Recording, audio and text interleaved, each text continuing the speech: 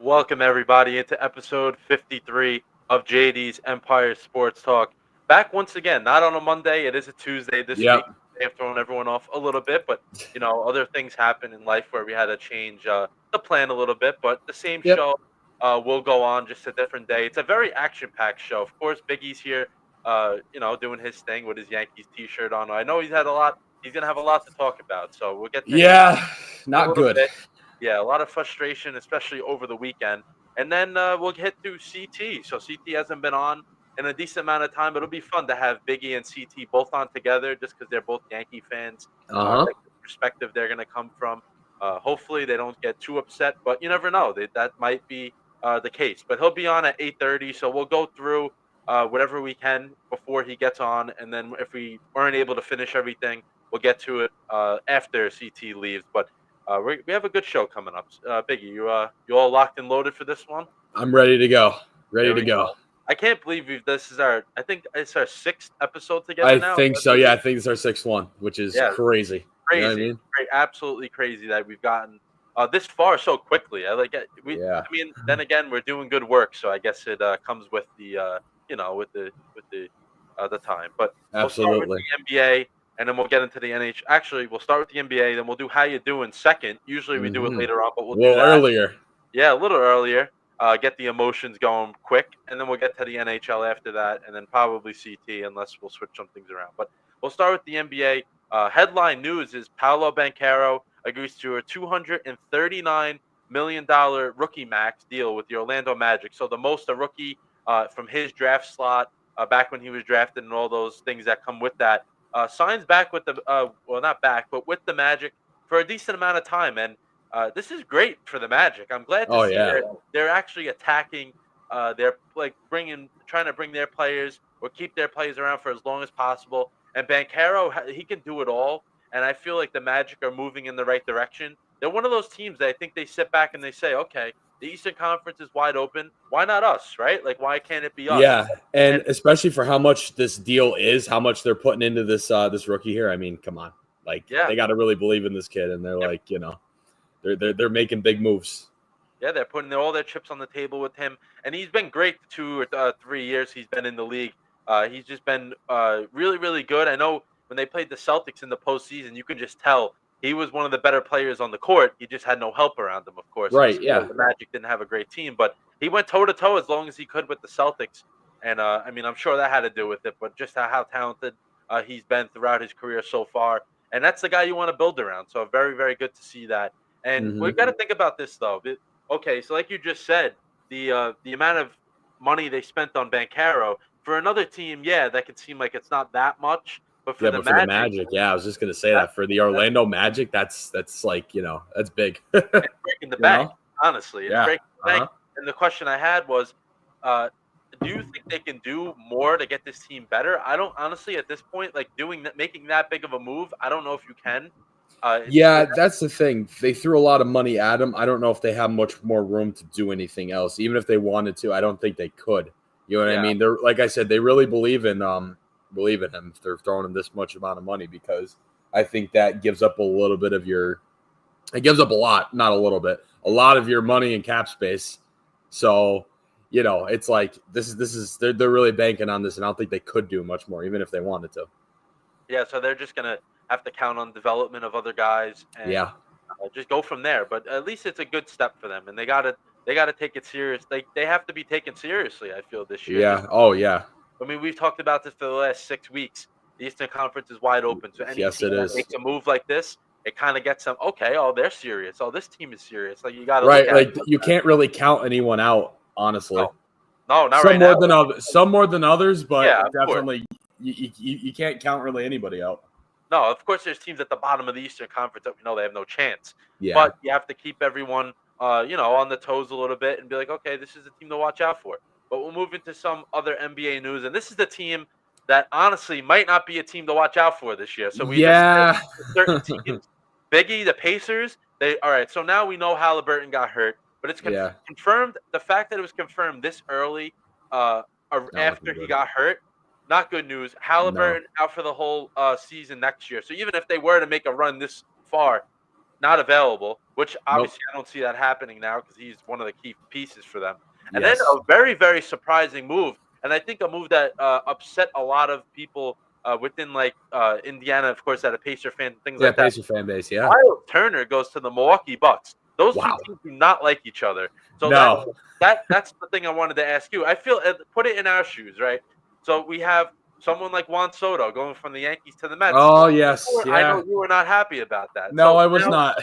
Think of it in basketball terms, where those markets are very smaller. So a lot of they're close and they're like rival. I mean, it's not as close as the Mets and Yankees, but again, it's something But it is close. It's similar. The markets are smaller, so the teams are like. Listen, if you're rooting for the Mets and the Yankees, like you're gonna root for either one of those teams if you live in this kind of area. Yeah, I would say know that. Of course. But with this, in terms of basketball, this is huge. That Miles Turner goes to a Bucks team.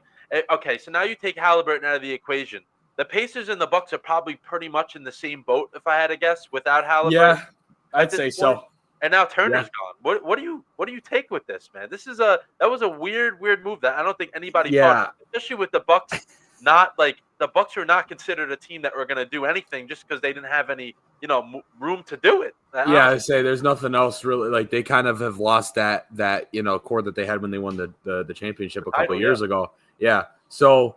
This, as a Pacer fan, I would assume as a Pacer fan, Pacer fans out there are not happy about this, let alone going to someone who is, closer market like that, a rival in a sense, I guess, you know what I mean?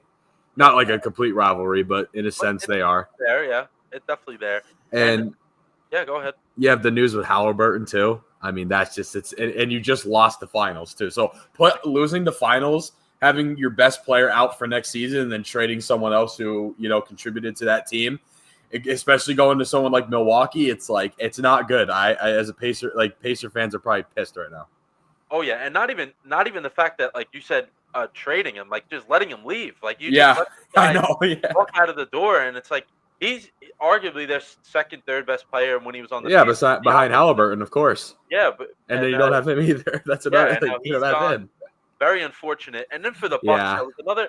You got to go. I think this all connects. So Damian Lillard gets released by the Bucks because they had to sign Turner. The only way they can sign Turner is if they get rid of Lillard.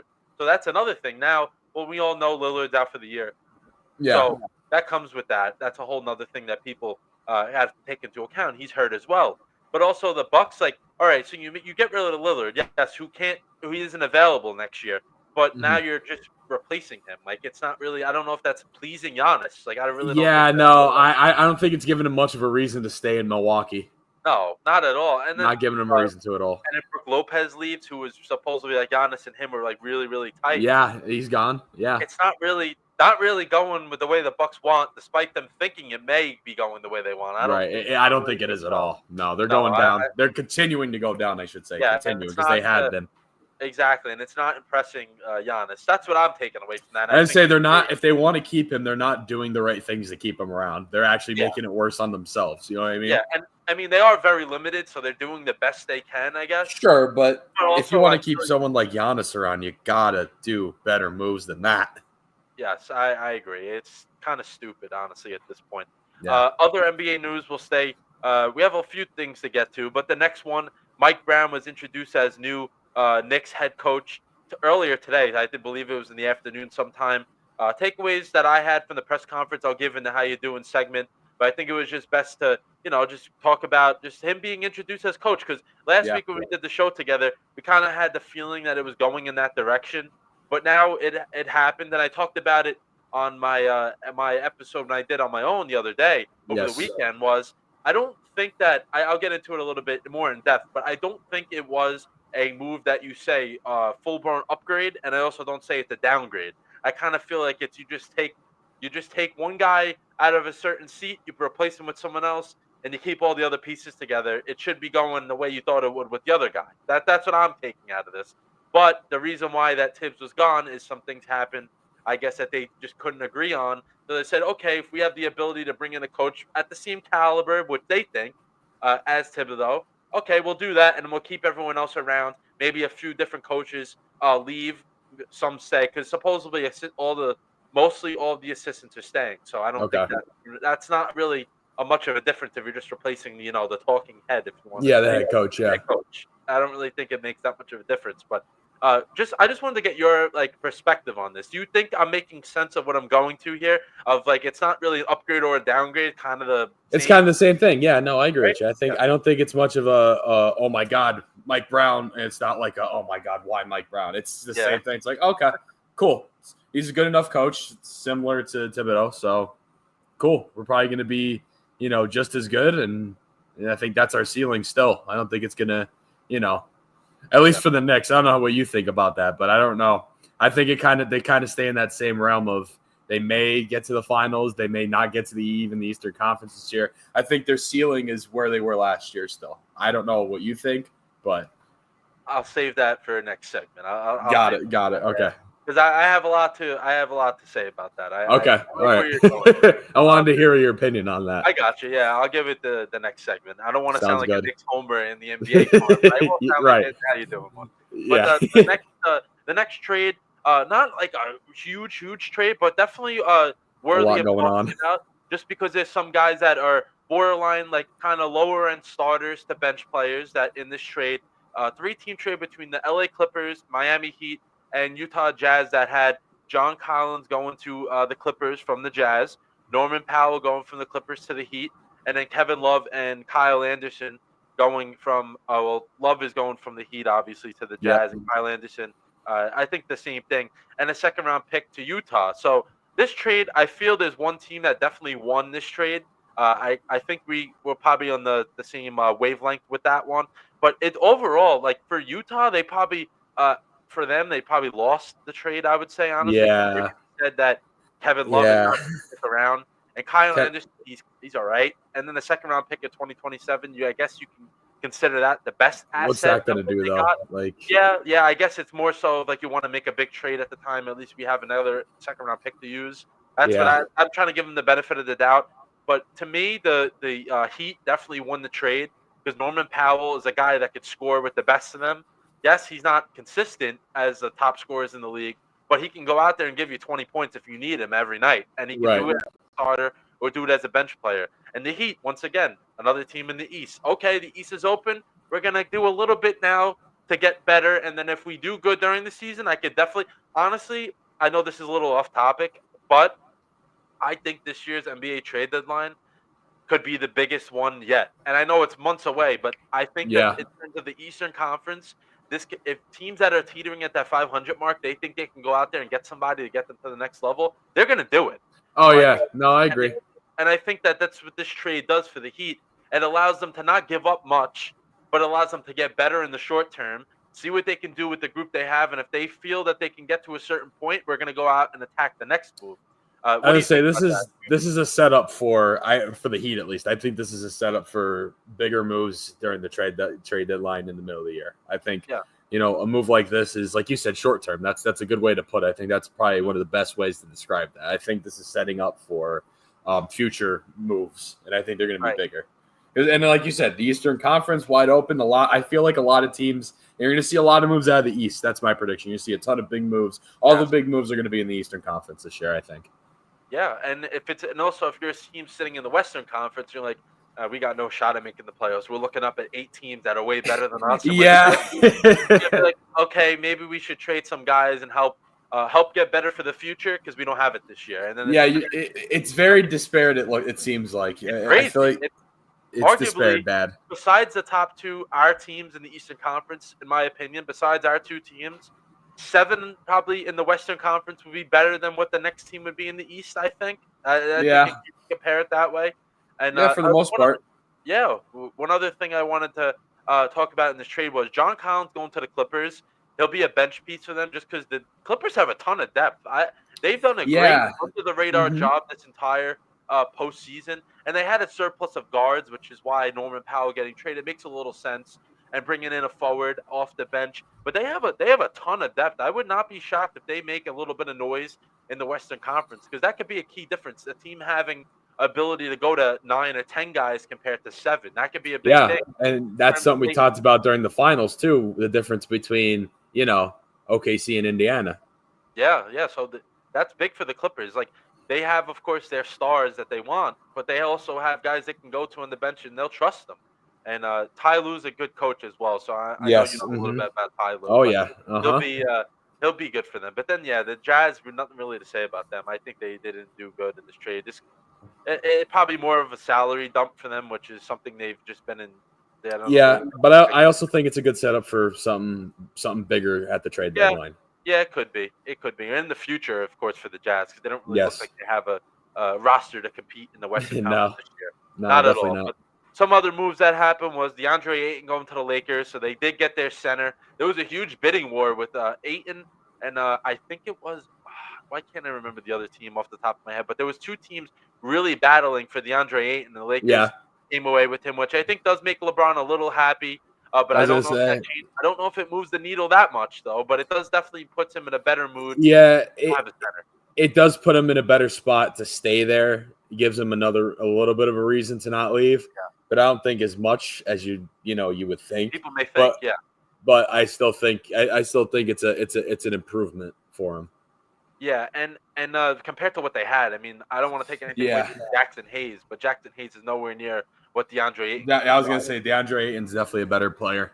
Yeah, he's had great success. He's been to deep into playoff series, and also like say you take LeBron out of the equation, Luca loves a center that can go up and get the lobs. Mm-hmm. Ayton's the type of guy to do that, so I don't really think that it I would always. say that's going to be a to win pairing for with Luca, I think.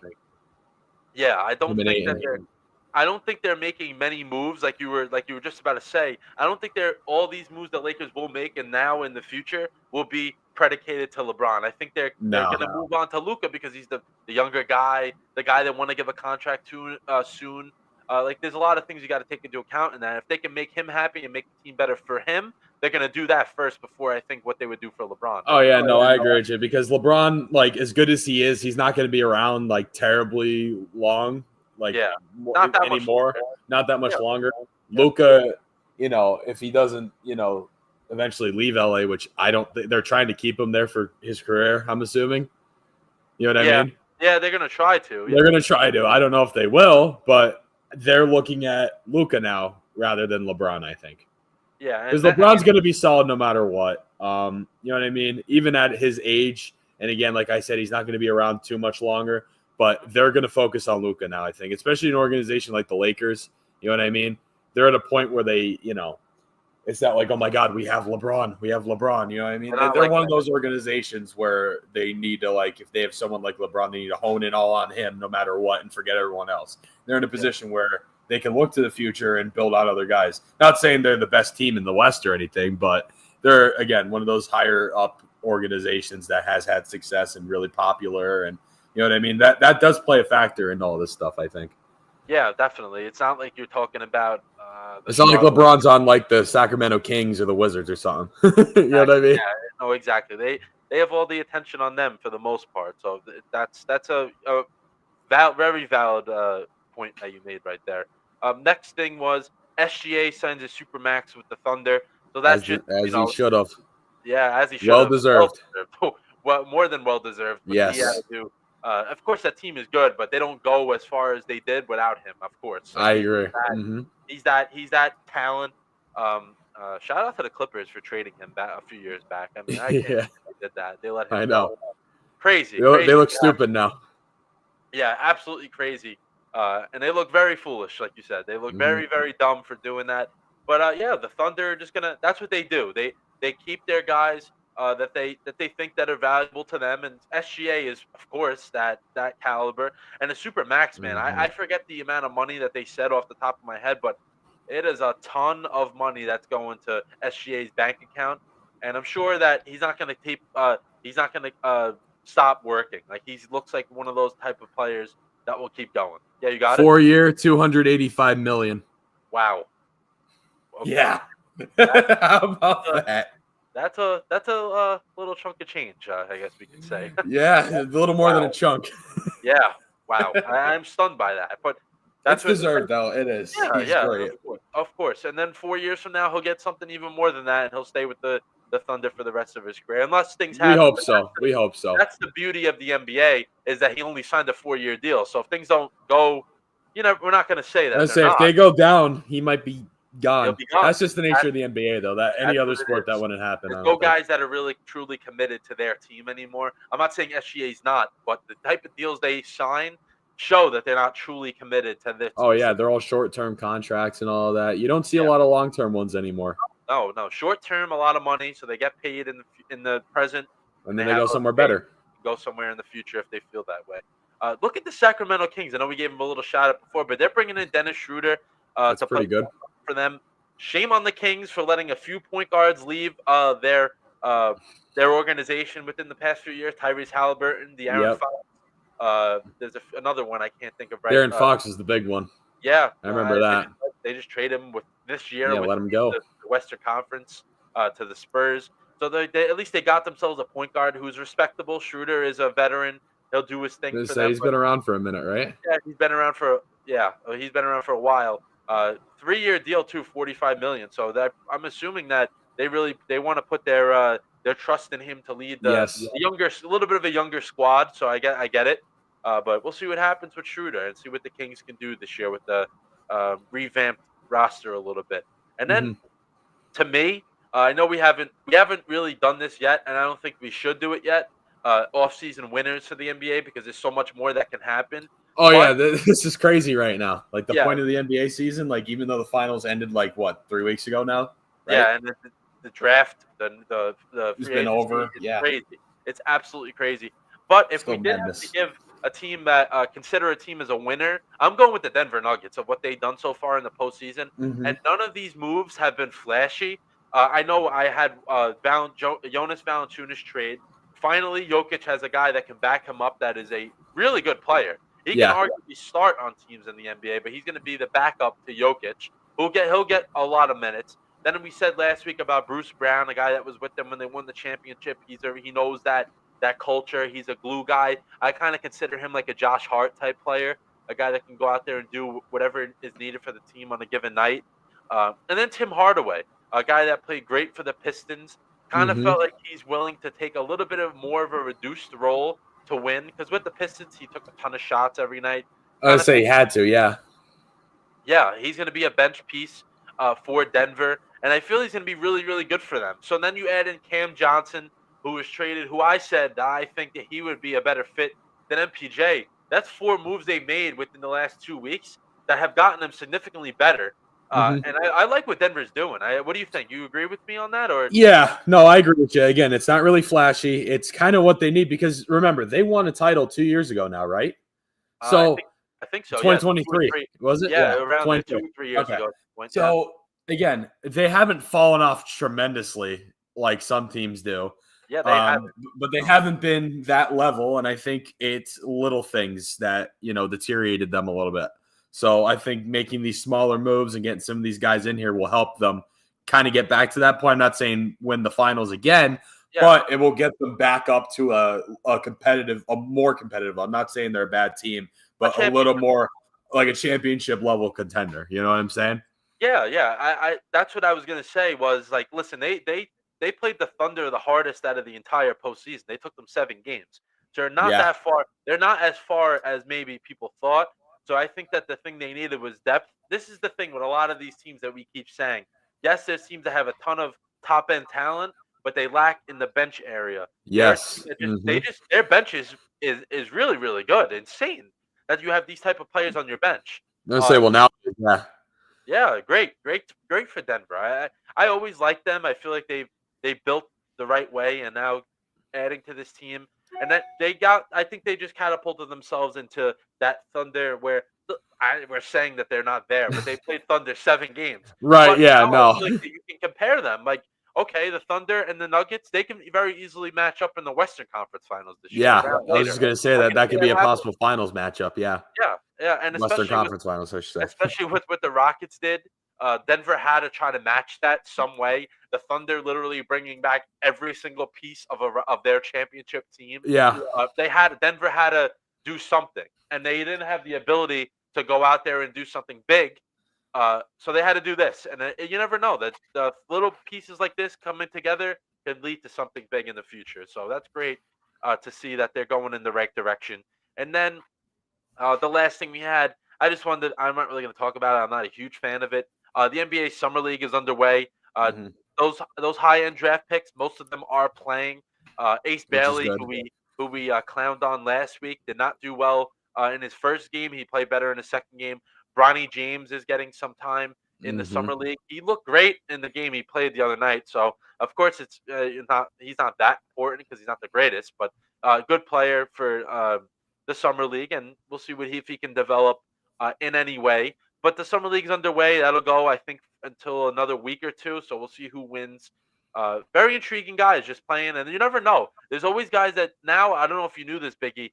With the NBA, it's not necessarily only younger guys playing in the summer league anymore. It could be guys that have other more than a few years experience, but aren't on a team and looking to showcase themselves. And Oh, then they really? get, Okay.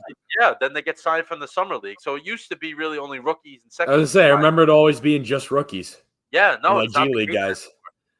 Yeah, it's not the case anymore. So that this is guys that can go out there and showcase themselves, which is great. I feel that's good for the league and good for these players that maybe they didn't get a true chance on whatever team they were on. Now they get a second chance at it. Very good. Right. Yeah. That's good. That's good to hear. I like that. Yeah, of course. We would never want to see a guy that doesn't get a second chance if he deserves them. Of course, there's guys that do get them and they don't deserve them, which is the way life works, I guess. But Yeah. I guess. guys Yeah. should really get a second chance, and they wind up doing from now that the summer league expanding a little bit. So we'll see Yes. what happens with that. But before we get to the NHL, we're doing this a little earlier this week. Yeah. A Almost little earlier, but earlier, but here let's we see go. how we're doing. How you doing, Biggie? I know you're not doing the greatest. There is a few things though, or a thing I saw come out that you should definitely be very excited about. And you know what? I am talking And you should, about it, and and you should start it's with that. And I think not you our should start with topics at all, but we have to talk about it it. Oh yeah, because it is huge. Not just for, you know, it's just not just for like, Syracuse, but college football in general. So it's showing the shift and the impact that NIL really has in a sense, and how good recruiting and important recruiting is, and having a coach that could recruit. So something you've been saying for the past 5 weeks. yes, Now you have something that, I mean, obviously I think the viewers believed you, but now you have something that I think that sets it in stone of how good of a coach you think this guy is. yes, I can't believe this. And I think all my suffering and pain the last 20 years of my life watching this program has, this is huge. Like most people wouldn't care about this, but this is big. Syracuse landed a 5-star wide receiver, Calvin Russell. This is our highest recruited player that has committed to Syracuse ever. Like, this is the first 5-star in the program history, because the star system didn't exist for, I think it really became a thing like in the early 2000s, if I'm Yeah, I not don't think mistaken. it's So yeah. I'm sure if the star system was a thing back then, we would have had 5 stars, I'm sure, with some Yeah. of our guys that we've had, especially in the 90s. And then, like, even if they had it back in like the 50s with Jim Brown and like Ernie Davis and guys like that, I mean, Larry Zonka, like those guys would probably be 5 stars, especially Jim Brown. You know what I mean? But like, again, if that system existed, I'm sure we would. But this is literally, and it's our first 5-star, and it's our highest recruited, highest rated commit in 20 years in my lifetime. That's a very long time too. That's a long time. Yes. Years. I'm sure Syracuse has been bad. Like, in my lifetime, they have been, at least. They've had a good season here or there, especially last year. And then 2018, they won 10 games, but that was, they had a good group of seniors that year, and that wasn't really anything. And then the next year, which I hope isn't the case this year, the year after that, I think they won like 3 games maybe. So, this program has been awful and irrelevant in Power 5. Most people don't even know they're Power 5, which is insane to me. It's maybe just because I'm a fan, but not many people knew Syracuse was Power 5. It's just crazy. You know what I mean? No one even thinks about them. Oh, basketball and lacrosse, right? But no, Syracuse is a football school now. We are back. Oh, it definitely is back. They are a football school now. Whether you like it or not, Syracuse is a football school. I'm saying that proudly because Fran Brown is just different. He's just, I don't know what it is about him, but he's just different. You know what I mean? He has that energy to him. He's real and up front, and he knows how to recruit. He knows how to get guys to come to upstate New York and, being the snowiest city in the United States. Did you know that, JD? That's a fact. I didn't know that, but I know it does snow a lot there. Syracuse, New York is the snowy, like per snowfall. They're the highest in the whole country. Syracuse, New York. Where's this new commit from? Florida, I believe. So he's probably never seen snow before. Exactly. He played for the high school that Teddy Bridgewater's the head coach for, I think. Oh, okay. I don't know. Is that Florida? I have no idea. I think you're right. Yeah. I think it was that school. But yeah, this is awesome. This is, huge for the program. It's also kind of big for college football because it kind of shows that in this era of NIL and, transfer portals even, and that has nothing to do with transfer. This is a kid committing. But it shows that if you have the right tools, you can turn a program like, I hate to say it because I love them to death, but Syracuse, you can put them on the map and you can make them a contender and a team people are going to talk about and hopefully live up to what they did last season, even though they don't have the legendary Kyle McCord. I love that man. He's on my favorite NFL team now too. So it's like, I don't know if I ever talked about it on this show, but I talked about it on my NFL draft stream. I was kind of hoping McCord would go to, somewhere that needed a core. I was hoping he'd go to the Rams because Stafford's on his way out. He can learn behind Stafford and hopefully, potentially start there. But him being on my favorite team just, makes it better. Like I was almost in tears when I saw that. I'm not even kidding with you. Well, I'm a diehard Syracuse football fan. Like that is like out of all the teams that I follow, they're number one, like by far. So I got emotional. I did. I could tell how excited you are about this, though, because I'm sure they went up. They were trying to recruit this kid with the best of the best, like of the teams out. Oh my God, yeah, especially 5-star. You kidding me? Yeah, and the fact that they got him just shows that it's going in the right direction. I can connect with you a little bit on this just because I'm a St. John's fan for basketball. Yes. And the past few years they've turned it around so much, and it's a coaching decision or bringing in the right guy that can change everything, and that's what my team has done, and that's what your team has done now. And it means a lot to when like a team is I don't know if they like the school like enjoyed the losing. I don't want to say that, but it's that they definitely didn't. It didn't feel like they put their best foot forward in terms of winning, and God, no. Now they brought in someone that can do that. That makes a difference, and yeah. That was the difference between him and then our last head coach, Dino Babers. There was just, and another thing with Dino, his last two seasons, we started off 6-0 and then lost out or finished like 7-5 after the bye week. Yeah. So, there was no consistency there at all. So, I think now we have a guy who's a winner, who just is, like I said, he's just different. You know what I mean? Like he's different. He changed the culture in 1 year. Now, the only thing I'm worried about now is the schedule coming up. I've already talked about it on here. It is a hard schedule. It is bad. So if they get, here's the thing with them. Their ceiling is 10 wins. I can tell you that right now. 10-2 is their ceiling, but their floor is like 7-5. You know what I'm saying? I don't know how they're going to do. I mean, Fran Brown really, besides getting this 5-star Calvin Russell to commit, he did pretty well with the transfer portal, like after the spring. Because in the spring, he didn't make that big of moves. A lot of our big transfer portal moves this year were in the post-spring transfer portal, like Steve Angeli from Notre Dame, the quarterback. And then I forget his name, but he was a former 5-star wide receiver from Texas. We got him as well. And then we got a former 5-star offensive lineman from UNC, so an offensive tackle. So, I mean, a lot of our big moves were after the spring transfer portal. So, like, I was getting a little concerned that, oh boy, like we're gonna have the LSU backup starting this year, which he didn't do bad in the spring game. He did good. I'm not putting down Ricky Collins at all. Ricky Collins is a good quarterback. He is, but I think coming from a team that just was a runner-up in the national title, and a guy, again, similar to Kyle McCord. I brought this up to Jake Jones, another former Notre Dame fan, our buddy. And Jelly, his situation was kind of similar to McCord, but a little worse, I think, because he's supposed to be the starter. Then you guys bring in Hartman. Yep. Supposed to be the starter again, bring in Riley Leonard. So he kind of never given a chance. And I think Fran Brown, again, like he did with Kyle McCord at Ohio State. Now, Kyle McCord had more success at Ohio State than, Angeli did at Notre Dame. But again, It's kind of a similar situation. It's getting that kid in a new environment with a coach that believes in him and is going to give him an opportunity, and he's going to just blossom. I'm hoping that's the case with him, but I think it is, because even when he got in, like you even know, when he got in with Notre Dame, he was pretty solid. You know what I mean? The games Yeah, that he he got was. in. Yeah, he was pretty. I know he played. I mean, he even played in the playoff game, so that shows Yes, that that's what I'm they talking moved. about. I know Leonard was banged up a little bit, but the fact that they put him in there and they didn't, sometimes in college, sometimes when they put it back up, they don't even attempt to throw the ball more than 5 yards down the field. I'm gonna say they trusted him.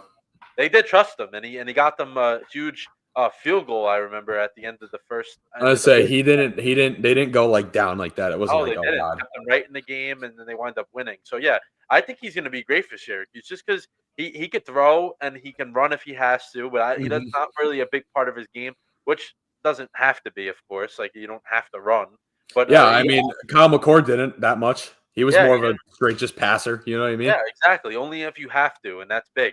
And then just like the ACC is he'll do fine. I think he's gonna be Yeah. good at the ACC. I know last year the ACC was down a little bit, but Yeah, it probably will I think be this again year, at some point, but it I always think is. this year it will be a little better. I think it will be a little better this year. I hope so, because it makes us look better if we do well. You know what Exactly, I mean? Because if exactly. we And do then, well and the ACC sucks, everyone's like, "Oh, well, the ACC is terrible." Because that's been their yeah, excuse. Every time Syracuse has done good, that's what people have told me. Well, the ACC is the worst conference in Power Five. They're not even considered Power Five. Like, it's just every time they do well, they find an excuse at me. You know what I mean? When I tell yeah, people they're good, you know. yeah. But no, I think they're going to be okay, and we'll see what happens with them. But anything else you want to talk about the Yankees now, or you want to wait till CT comes on, then you guys I'll can do it. save it because that's something current. All I could say is for the how you doing. I'm not happy with the Yankees. It's kind of what I thought was going to happen. It was my worst case scenario last week. It happened. So, and then the NHL, we're getting right into that. We'll go right in because the Flyers are making me happy. I'm actually smiling about the Philadelphia Flyers for once. So I'm excited to talk about that as well. Nothing new with the Cavs or the Eagles. Yeah, Still. Just a reminder, we won the Super Bowl. every week you got to make sure you say that. Yep. But yeah, Before we, no, and then go we're good to go go. ahead. I was You gonna good say to you have go? anything. You have nothing else, right? And That's then it. you'll I just save, wanted to talk about Cuse. That's it. yeah, and then save the Yankees for when CT comes on. You guys can get a little bit of a tag team on them. But before we leave the how you doing segment, I just want to talk about the Mets just turning around. Last week was huge. They had an off day Monday. Honestly, I think it was a blessing in disguise that they got rained out on Tuesday. They had 2 full days to truly, just take a mental reset, which is what they needed. I was They gonna say came they out the needed first. that. They needed it big time, and the first game at a doubleheader on Wednesday, they looked awful. But it also it was a part of you're not playing for 2 days. The guys haven't seen live pitching since Sunday. Now you're 2 days later. Uh, it's a little bit of a struggle, but they did lose that first game. And once again, I've been saying this. Mendoza has a feel for the game. He's not one of those guys that sits there and looks at numbers and shoves them in his face and say, "Okay, I'm only going to do this because this is what the numbers are telling me." He's not doing that.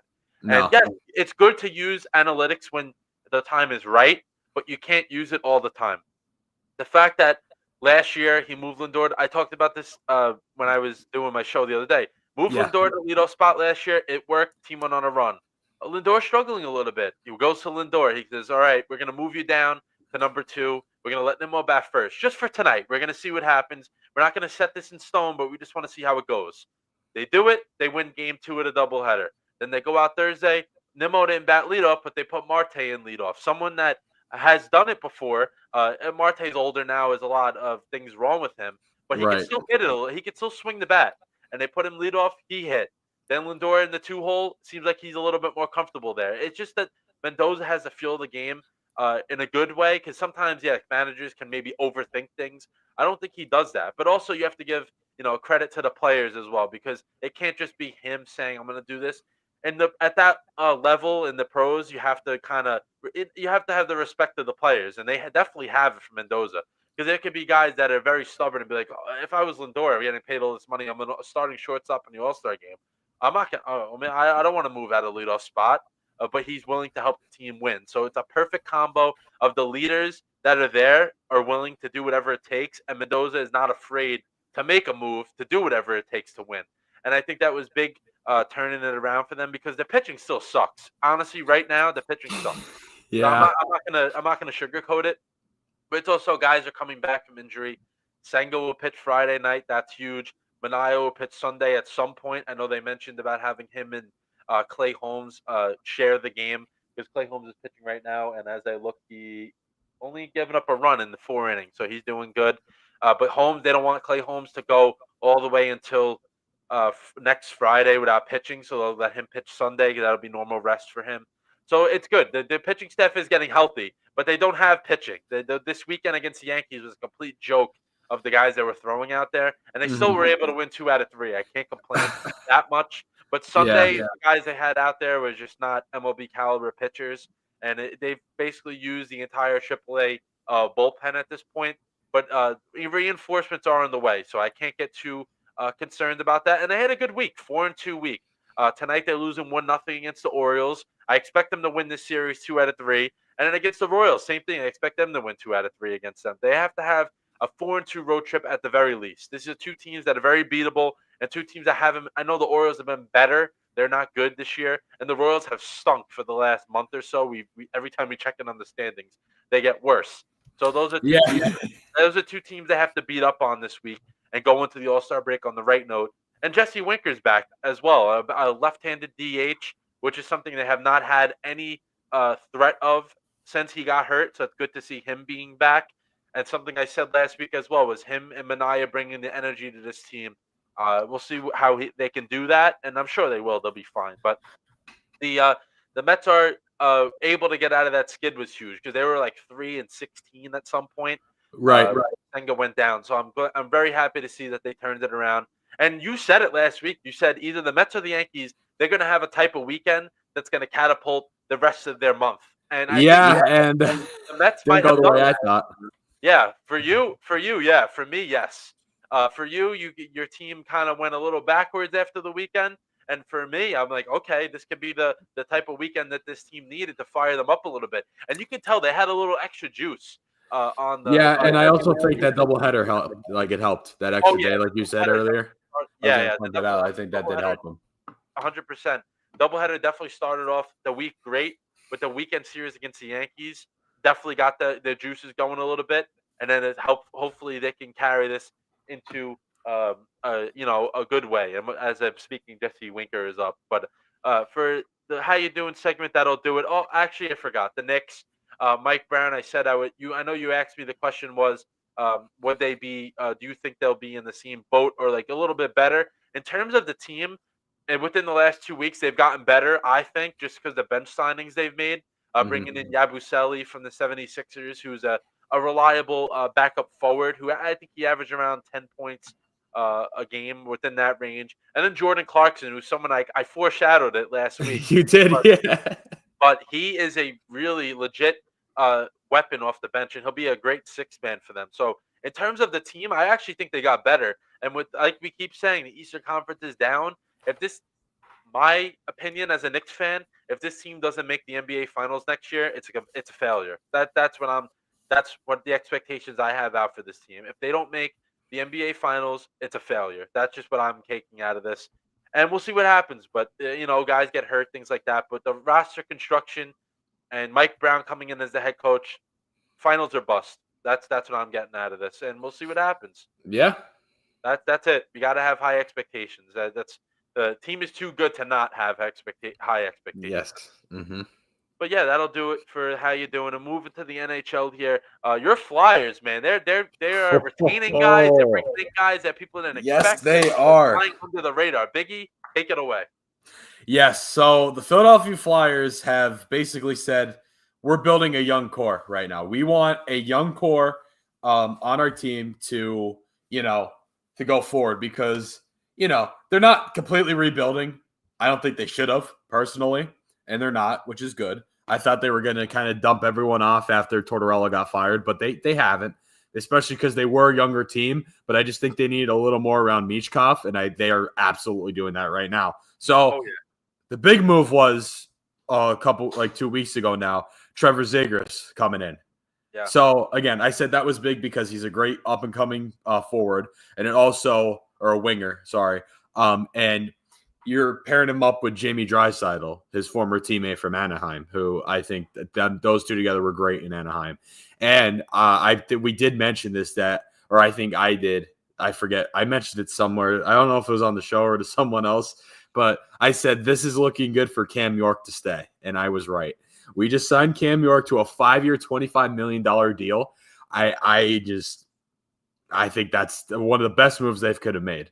Especially, again, he's a younger guy. He's been on the rise. I remember watching him in Lehigh Valley like 4 years ago because we have the Wilkes-Barre Scranton Penguins around here, and they're one of the rivals with the Flyers team, the Phantoms in Allentown. So like they'd come up, and I remember Cam York all the time because I'm a fan of the local Penguins around here, but I'm a Flyers fan, so I follow both teams even though they're kind of a rivalry. And I remember Cam York just being a great player, and they called him up, and to get this well-deserved big contract. And again, best rookie in the NHL last year, Maitem Mishkov. You have 4 young guys there. I'd even say 4. I say Draisaitl, especially now. You build some other guys around him. And then we also have some other guys as well, but those are the big 3 or 4 right now that I think the Flyers are really going to rely on. Yeah. And it's a good setup for this team, especially with the new head coach, who I think is making some really good moves, with the coaching and the way he's running the organization now. And building around the guy, once in a generational talent in Michkov, getting some other younger guys around him is definitely going to help, and retaining some of those younger guys. So I'm really excited to see what they could do with that. But again, I can't get my hopes too high because it is still the Philadelphia Flyers, and they are known for failing young players for most of the time. But I don't know. I think they're making too big of moves right now to do that. Like you have it listed here, having one of the best off seasons in the NHL right now. They absolutely are. They're making big moves. Danny Briere, you're doing a great job right now. Yeah, they're doing it. Like I said, they're doing it quietly, and they're doing things that should be done, and then they're doing things that are making this team just better. And and then another thing too, I forgot to mention, we signed a goalie as well from Calgary Flames. So he got traded, Dan Vladar, who, again, the goaltending was a big issue. I don't know why people were so high on Sam Harrison. I did not like him. I didn't think he was very good, and people thought he was great. I don't think he's that good, to be honest. And I think we needed another guy who, he was on the rise in Calgary. So I think this is going to be a good pickup for us. He's probably going to be our number. I think he's going to outduel Harrison. They're going to start off with Harrison being their number 1 guy, and then I think this guy's going to do a lot better as the year goes on, personally. And then Ivan Fedotov. He's our Russian another big Russian guy for our team, goalie, who has been like our second guy. He hasn't been too bad, but he's still young. You know what I mean? So. So, yeah, I think the goalie core has improved with him as well. So, yeah, but let's move on now. I forgot about that. That was another big move. All good. Yeah, I mean, they're just getting – it's proving our point. They're just getting better, and they're doing it the right way, which is great to see for you. I'm happy you're feeling good about this team. But some other NHL news we got here. Tyler Johnson retires after 13 seasons. So a little earlier, I should say, than maybe people expected, but he was just banged up year after year. He was able to win 2 cups, so that's Let's say he had a great career. Yeah, good player, very much a part of those championship-winning teams, so that's good for him.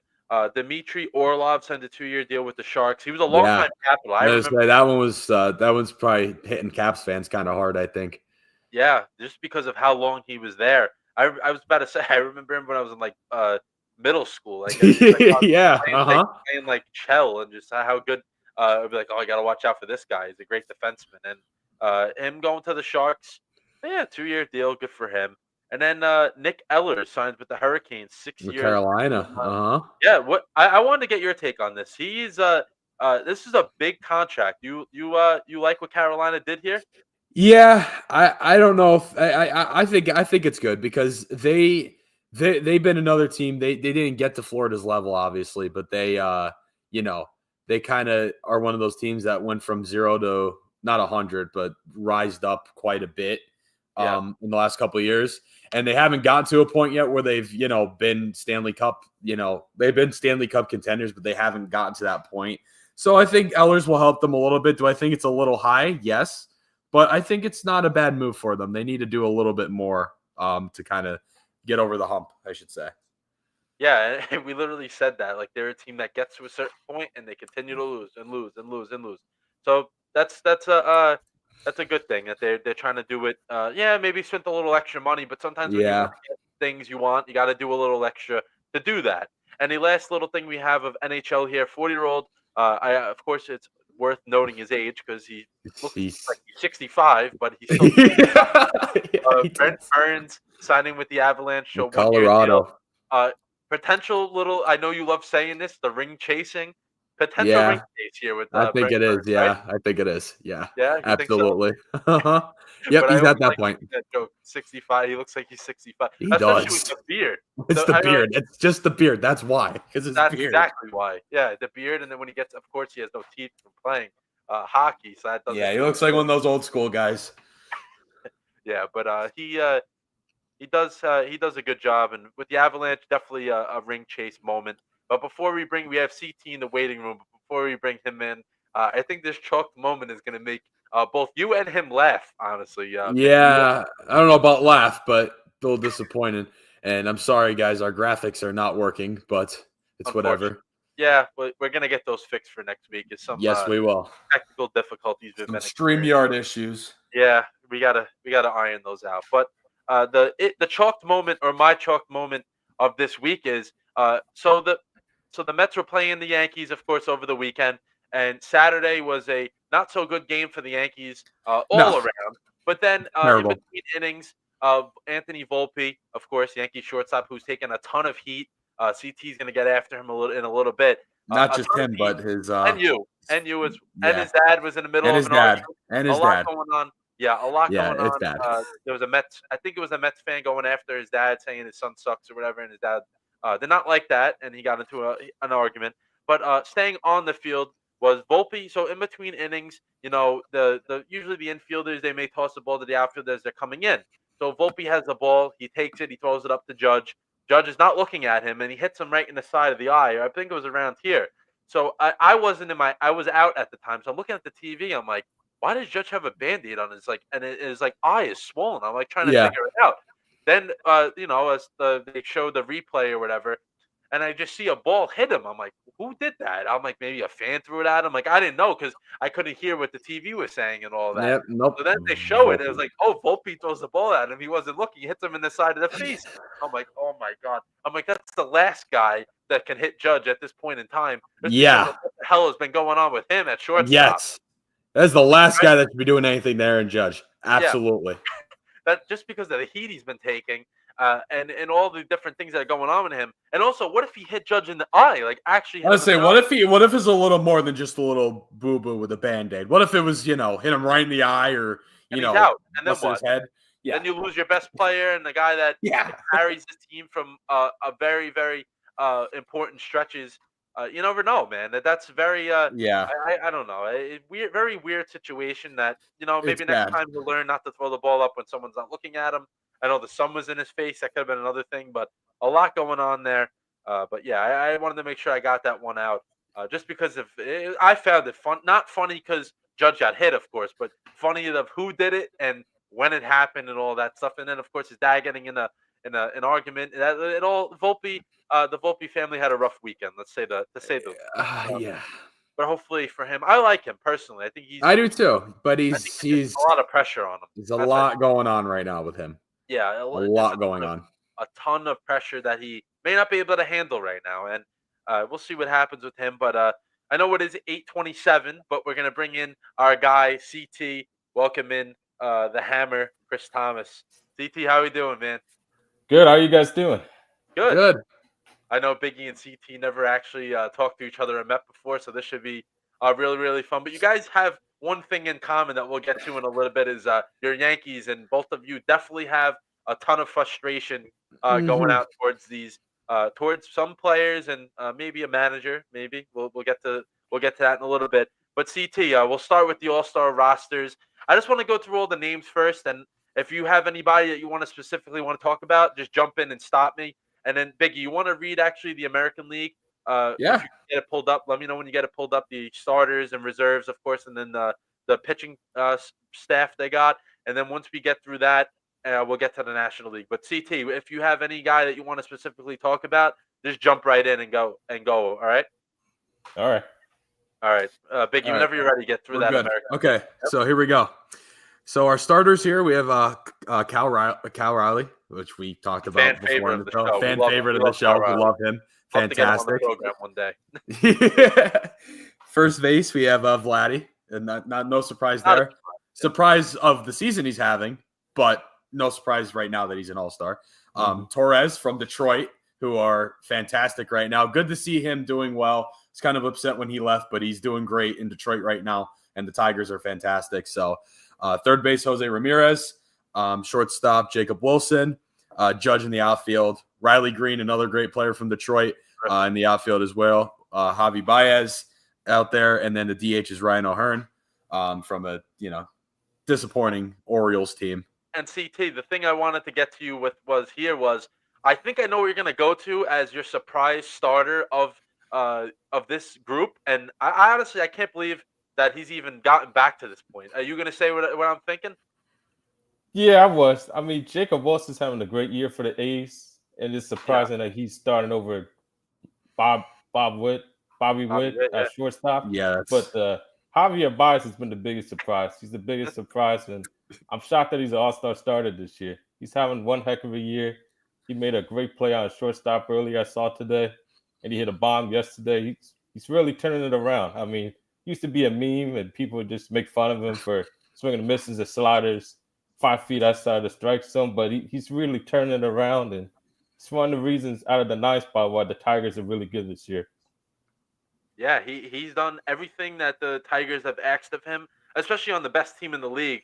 So maybe, you look at Baez, you're like, this guy is not an outfielder, but he's done it great. He's played a great center field for the most part, and the fact that he started an all-star game just shows, listen, there's some guys that we think that should be here, but usually I think the MLB, for the most part, is probably the more accurate of guys deserving of all-star games, especially the starters, just because these guys, they're very much deserving of it. And then with Jacob Wilson, he's just been all-world shortstop the entire year, and he's not going to be a guy that hits home runs. He's just going to get on base, steal bases, make every play, and he's one of the few bright spots for a team that they need to. The A's got to figure it out a little bit, but at least they know they have a shortstop of the future. All right, Biggie, go get to the reserves. All right, here we are with the reserves. Alejandro Kirk, one of my favorites. Jonathan Aranda, right? That's how you say it, from Tampa, right? Bregman is in there. Jazz Chisholm is also in the reserves as well. Brandon Lowe from Tampa as well. Jeremy Pena, Bobby Witt. Every time I just talk about him. Byron Buxton's in there as well. Stephen Kwan, Julio Rodriguez, and at the DH we have Brent Rooker, another A's player as well. Yeah, CT, what do you got on this group? Anybody that's that should be in it, that someone took their spot? Or I know Pena probably. Well, I don't know if he's going to play or not, because I know he's been injured. So we'll see what happens with him. So I'm sure him and Bregman, he could, and Bregman as well. Bregman should be back this week. I know we'll get to that in a little bit. So he may play in the All-Star game. We'll see what happens with that. I think my questionable guy of making the game, Julio Rodriguez, not having a good, like an all-star caliber year to me compared to some other outfielders in the American League. But I get it. The name, the face, the team, I get it. But what do you think? Who do you got in this group out of the reserves? Overall, the reserves are really solid, them and the starters. But I mean, the only ones I got for the American League would be George Springer from Toronto. He's having one heck of a season there. Yeah. And the third baseman for Tampa Bay, another AL East team, Cal Minero. Yeah. He's over 20 bombs. Yeah, and he got left out. Like, I don't want to take any. I know you guys. I don't know when you get offended, but I think Caminero's having a better year than Jazz Chisholm is. I think we could say that. And the fact that Caminero's not really in it is, it is what it is. But he could still make it. Like I said, there's some guys that are injured that that can be replaced. And Tampa Bay, man, with two reserve all-stars, good for them. They're having a good year. And Kirk, It's shocking. the catchers from the American League, they're gonna do well for themselves this year. Yeah. We'll do the starting pitchers, and then we'll get into the relievers because of course there's not many relievers in the All-Star game. Yeah, no, there's only 3 here. But let's talk about our pitchers here. So we have Hunter Brown from Houston, Chris Bubic from Kansas City, Garrett Crochet from Boston. There we go. Jacob deGrom, JD. There he is. Love it. Max Fried. I'd love to see that as well, having a great year. And then Yusei Kikuchi's in there as well from the Angels. I'm gonna really Schoolball. Yeah, Tarek Schoolball, right? That's how you say it. Yes. Schoolball, yeah, Schoolball. Schoolball, yeah.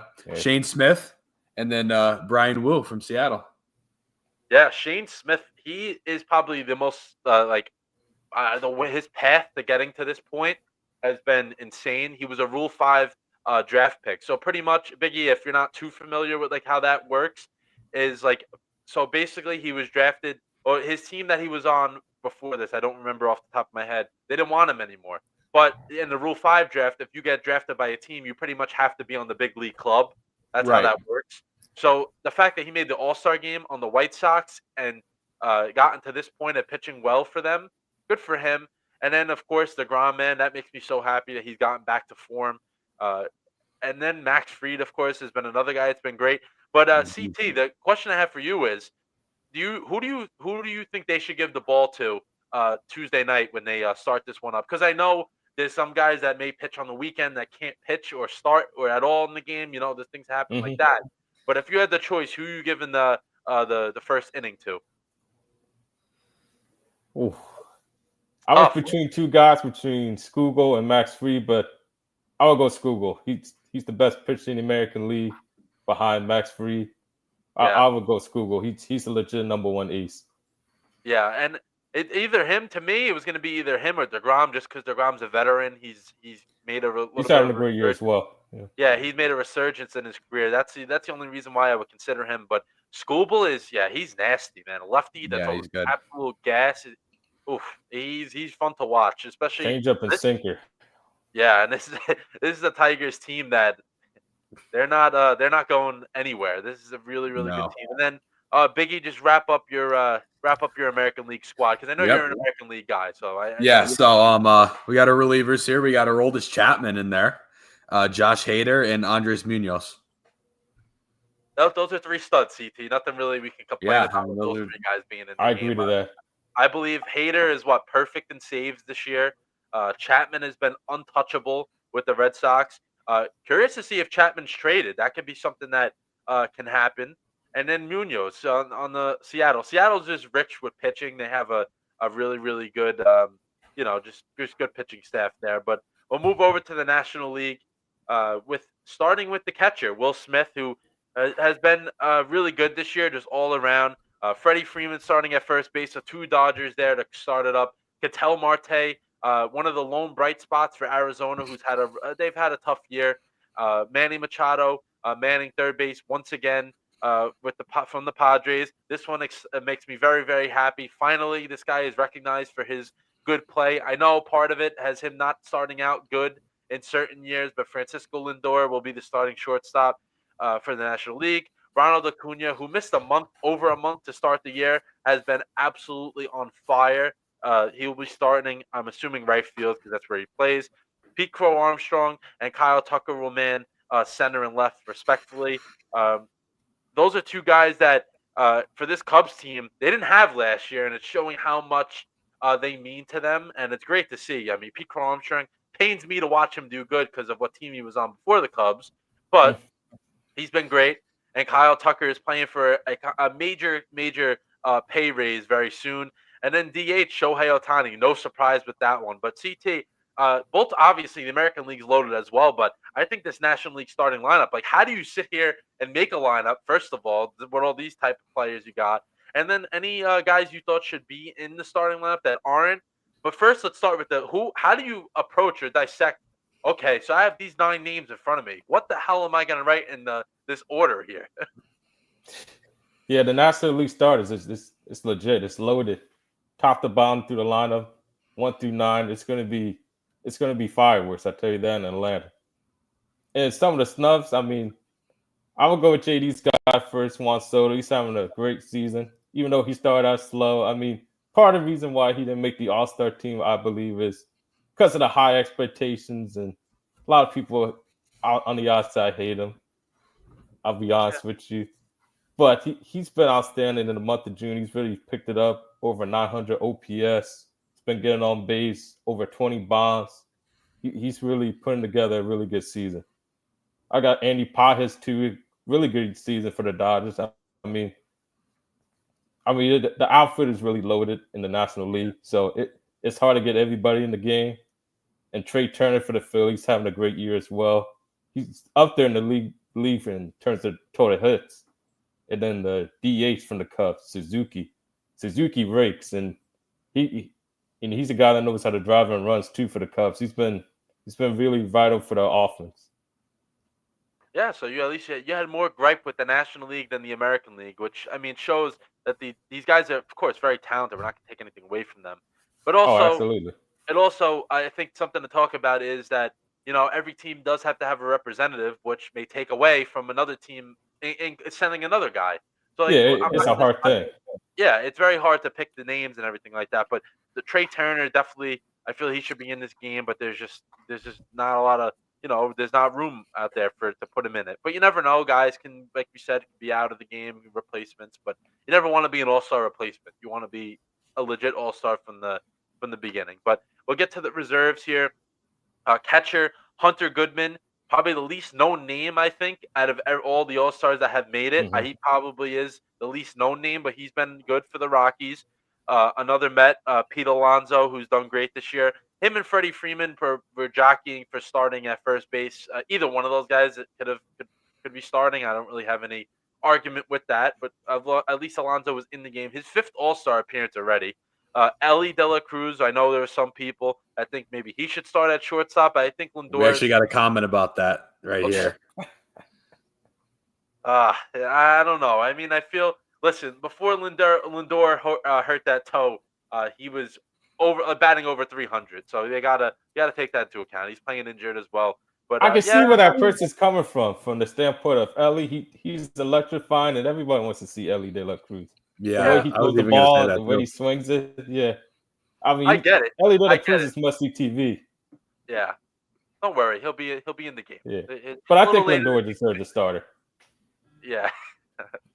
Another infielder here, Brendan Donovan from the Cardinals, Matt Olson from the Braves, and Eugenio Suarez from the Diamondbacks, a potential trade candidate at the deadline. Corbin Carroll from the Diamondbacks, who was injured up until a few days ago. Kyle Stowers from Miami, their lone representative, who's been good, but I don't know. I think there's some other names, like you said, that could be in there instead of him. Fernando Tatis, another guy not having a great year, but it's name value. He's somebody that you see him in the All-Star game. Yeah, I'm going to watch, depending on who you like and what type of player you root for. And then James Wood. I am so happy he's in it. We talked to Biggie. We mentioned him few weeks ago, how he got intentionally walked 4 times in one game. Yeah. I'm so happy to see him in the game. 22 home runs. He's been killing it, and I'm very happy for him. And then the DH Kyle Schwarber, another guy he's consistent every year. But CT, anybody you're looking at here in this group that you really want to keep your eye on for this game? Because I know you mentioned already snubs that could be in over certain guys, but anybody that you really want to you can't wait to see when they enter the game about halfway through? From the reserves? Yes, yeah, from the reserves. Oof. Got to think about this one a little bit. Yeah, it's a lot of talented players in the National League and American League as well, but got you stumped here. I would go with James Wood. Because of the year he's had. Exciting young player, tall. He can really swing it. Pretty athletic as well. I would go with him. But you can never go wrong with Tatis too, with the type of star power he has, type of talent that he is as well. But I would go James Wood. Okay, all right. I like where you're coming from. And then we'll move into the pitching, which I think is the most. A lot of guys that we probably didn't expect to make this game when we started watching this year, but there's guys that had great years, and one of those guys, Matthew Boyd from the Cubs. I remember watching him pitch against the Mets. I believe it was Mother's Day back in May, and he looked good against the Mets. I'm like, oh, this guy's having a good year. Turns out he's an all-star. Look good for him. Cubs are doing well, so I'm sure that's why they got these guys here. I mean, or else why would that be the case? Mackenzie Gore, another left-hander from Washington. So a team that, there's some things they made some news about within the past couple of days, but they are doing a good job with the young talent, and Mackenzie Gore is going to be an ace for the future. Clayton Kershaw made the game. He was a legend pick from Rob Manfred. So that kind of tells a story of this is probably it for Kershaw if he's going to maybe it for him. So that's probably why it's his last All-Star appearance. Freddie Peralta from the Brewers, always good, very reliable pitcher. Robbie Ray from the Giants, the guy that bounced back this year. Chris Sale, who's injured, so he won't be a part of this. Paul Skeens, who should be him or Wheeler. I was gonna ask you this, CT, but him or Wheeler will probably start the game. Depends who they go with that. Logan Webb from the Giants, another Giants guy. So they got two guys of their rotation in this All-Star game. Zach Wheeler, who has been pretty much unhittable for like the last 2.5 months. He's good. He'll be in the game. And Yoshinobu Yamamoto from the Dodgers, who was injured and just came back, so he should be good to go. CT, what do you make of this pitching staff? And not a lot of guys that are flamethrowers, but guys that know how to pitch. And then you have your couple of flamethrowers in there as well. I think it's a really good pitching staff. So we'll see what will happen with them. Absolutely, it's a really good pitching staff. I mean, it's solid rotation that the National League has, and it's going to represent the All-Star game. And the All-Star, I mean, like the guy that's going to start in the first inning, it'll probably be Paul Skeens again, unless they want to just change things up and not just go, change things up, knock over the same old. It'll be Zach Wheeler, but I expect Paul Skeens to be the starter in the first inning of the All-Star game. I mean, at this point, Skeens could be the starter for the next 15 years if you want. Yeah, I was gonna say that's not gonna change at all. He's insane. He's good. 100%. And then we'll end it out here with the relievers. Jason Adam from the Padres, who's someone they went out and got last year at the trade deadline. He's been unhittable for about a year now. How good he's been for the Padres. Edwin Diaz, very, very good start, and he just continued that. I mean, I think he's given up a run or two since May, so it shows how good he's been. And then a wild card name here, Randy Rodriguez from the Giants. Not a name that anybody probably expected to be here, but he is in the All-Star game. But CT, what do you make of these three guys coming out of the pen? Well deserved. All of them having great years, and all those guys deserve to be in the All-Star game. So I got no complaints from the relievers. All right. So next Tuesday will be the All-Star game. It'll be very, very entertaining. But we'll stay with the MLB, of course, with CT here. Manny Machado, of course, starting, like we just said, for the Padres in the All-Star game. Both of you guys, I just wanted to get your opinion on Machado in terms of how many more hits can he get to. He just got his 2,000th hit yesterday, I believe. Monday. I'm sorry. He got 2,000 hit. So he is 1,000 away from 3,000, which is usually that magic number. I don't know if he's going to get to that, but what do you guys think? We'll start with Biggie, and then we'll get to CT about Machado. Yeah, like you said, 3,000 is the magic number. I don't know if he will get to that point. I think how old is Machado now? I mean, he's not terribly. Yeah, 33. So he's not terribly old, but I don't think he's one of those players that's going to be in the league till he's 40 plus, personally, or like 38 or something. So I think he's kind of on his way out, but he's still going to be solid. I don't think he's going to hit that 3,000 though. As much as I love him, he's one of my favorite players, but I don't think he's going to get to that. I think he'll be out of the league by then, or retired. Oh, I got you. Yeah. I mean, I think this would be a tough feat for even the great Manny Machado to achieve due to the age. Because he's already 33 already. He's just reached the 2,000. It's going to be hard for him to get to 3,000 unless he plays into his 40s. Which very well he could if a team just lets him play. Oh, yeah. No, it's not out of the picture. It's just I don't see it happening personally. Yeah, but I'm doubtful that it's going to happen too. All right. So you guys are in the same boat. I agree. I can see 2,500. Yeah. That's more realistic, I think. Especially like, you never know what team if he stays with the Padres or anything like that. But eventually he's going to be pretty much only a DH. It's going to come to that. Yeah, definitely. He will get the at-bat. We'll just see what we can get to. The next news here, was the Washington Nationals fired Davey Martinez and GM Mike Rizzo, and Miguel Cairo takes over, who is a former player. This is very intriguing to me just because I felt like I know after the Nationals won the World Series, they kind of felt like they didn't really go after, like ownership wanted to go after winning, which is of course the main goal. But And they didn't. which they didn't, obviously. But No. I feel like this year, I know they're under 500. Before June, they were right in the mix, and I feel like what they have guys and two really good players in the All Star game. Like I feel like they were starting to go in the right direction. And Davey Martinez is somebody that he can coach those young players and get the most out of them. And I feel like letting him go. I know he made some stupid comments in terms of like the players got to own up to their mistakes. It's not always on the coaches. Yeah. Listen, you may think that in your head, but as your coach at a press conference, you can't say it out loud. That's just how that works. And then I feel Mike Rizzo and Martinez were very close, so I kind of feel like Mike Rizzo said, you know what, if you're getting rid of this guy, I'm going with him. Which I honestly I don't have a problem with. If me and Biggie are in a I don't know, if we're in charge of a team and they want to get rid of Biggie and they're telling me I'm gonna say it. You know what? Get rid of me too. If we came in together, we won together, we did all this, and now you don't want it. You want to keep me, but you want to get rid of my guy, my coach. I'm not doing that. So I respect Rizzo. I respect the hell out of Rizzo for that. So I just want to get your thoughts on this. What do you guys think about this situation? Like, do you think that Cairo can do something to turn this team around, or you think next year they'll kind of just forget about it and go to the next guy? Whoever wants to go first. We could do CT Biggie. Yeah, CT, you go first. All right, I got you. You're the Overall, guest. I mean, Davey Martinez getting fired. I mean, due to the team, it's not like it's not like it's a huge juggernaut of a team like the Yankees, for example, or even the Dodgers. So you're not going to win a lot of games with that young core right now. Even though I think it's very promising with the core they have with Mackenzie Core and you got like Dylan Cruz, you got James Wood, Abrams. Yeah, you got a lot of talent for the future. So I think eventually they'll get even better as time goes on. But as of right now, I don't think they got the team together to be able to contend and to win a lot of ball games. So I think it was more of a fire just to get a new voice in the locker room, possibly, and just get another guy to help the young guys develop and hopefully become successful in the future.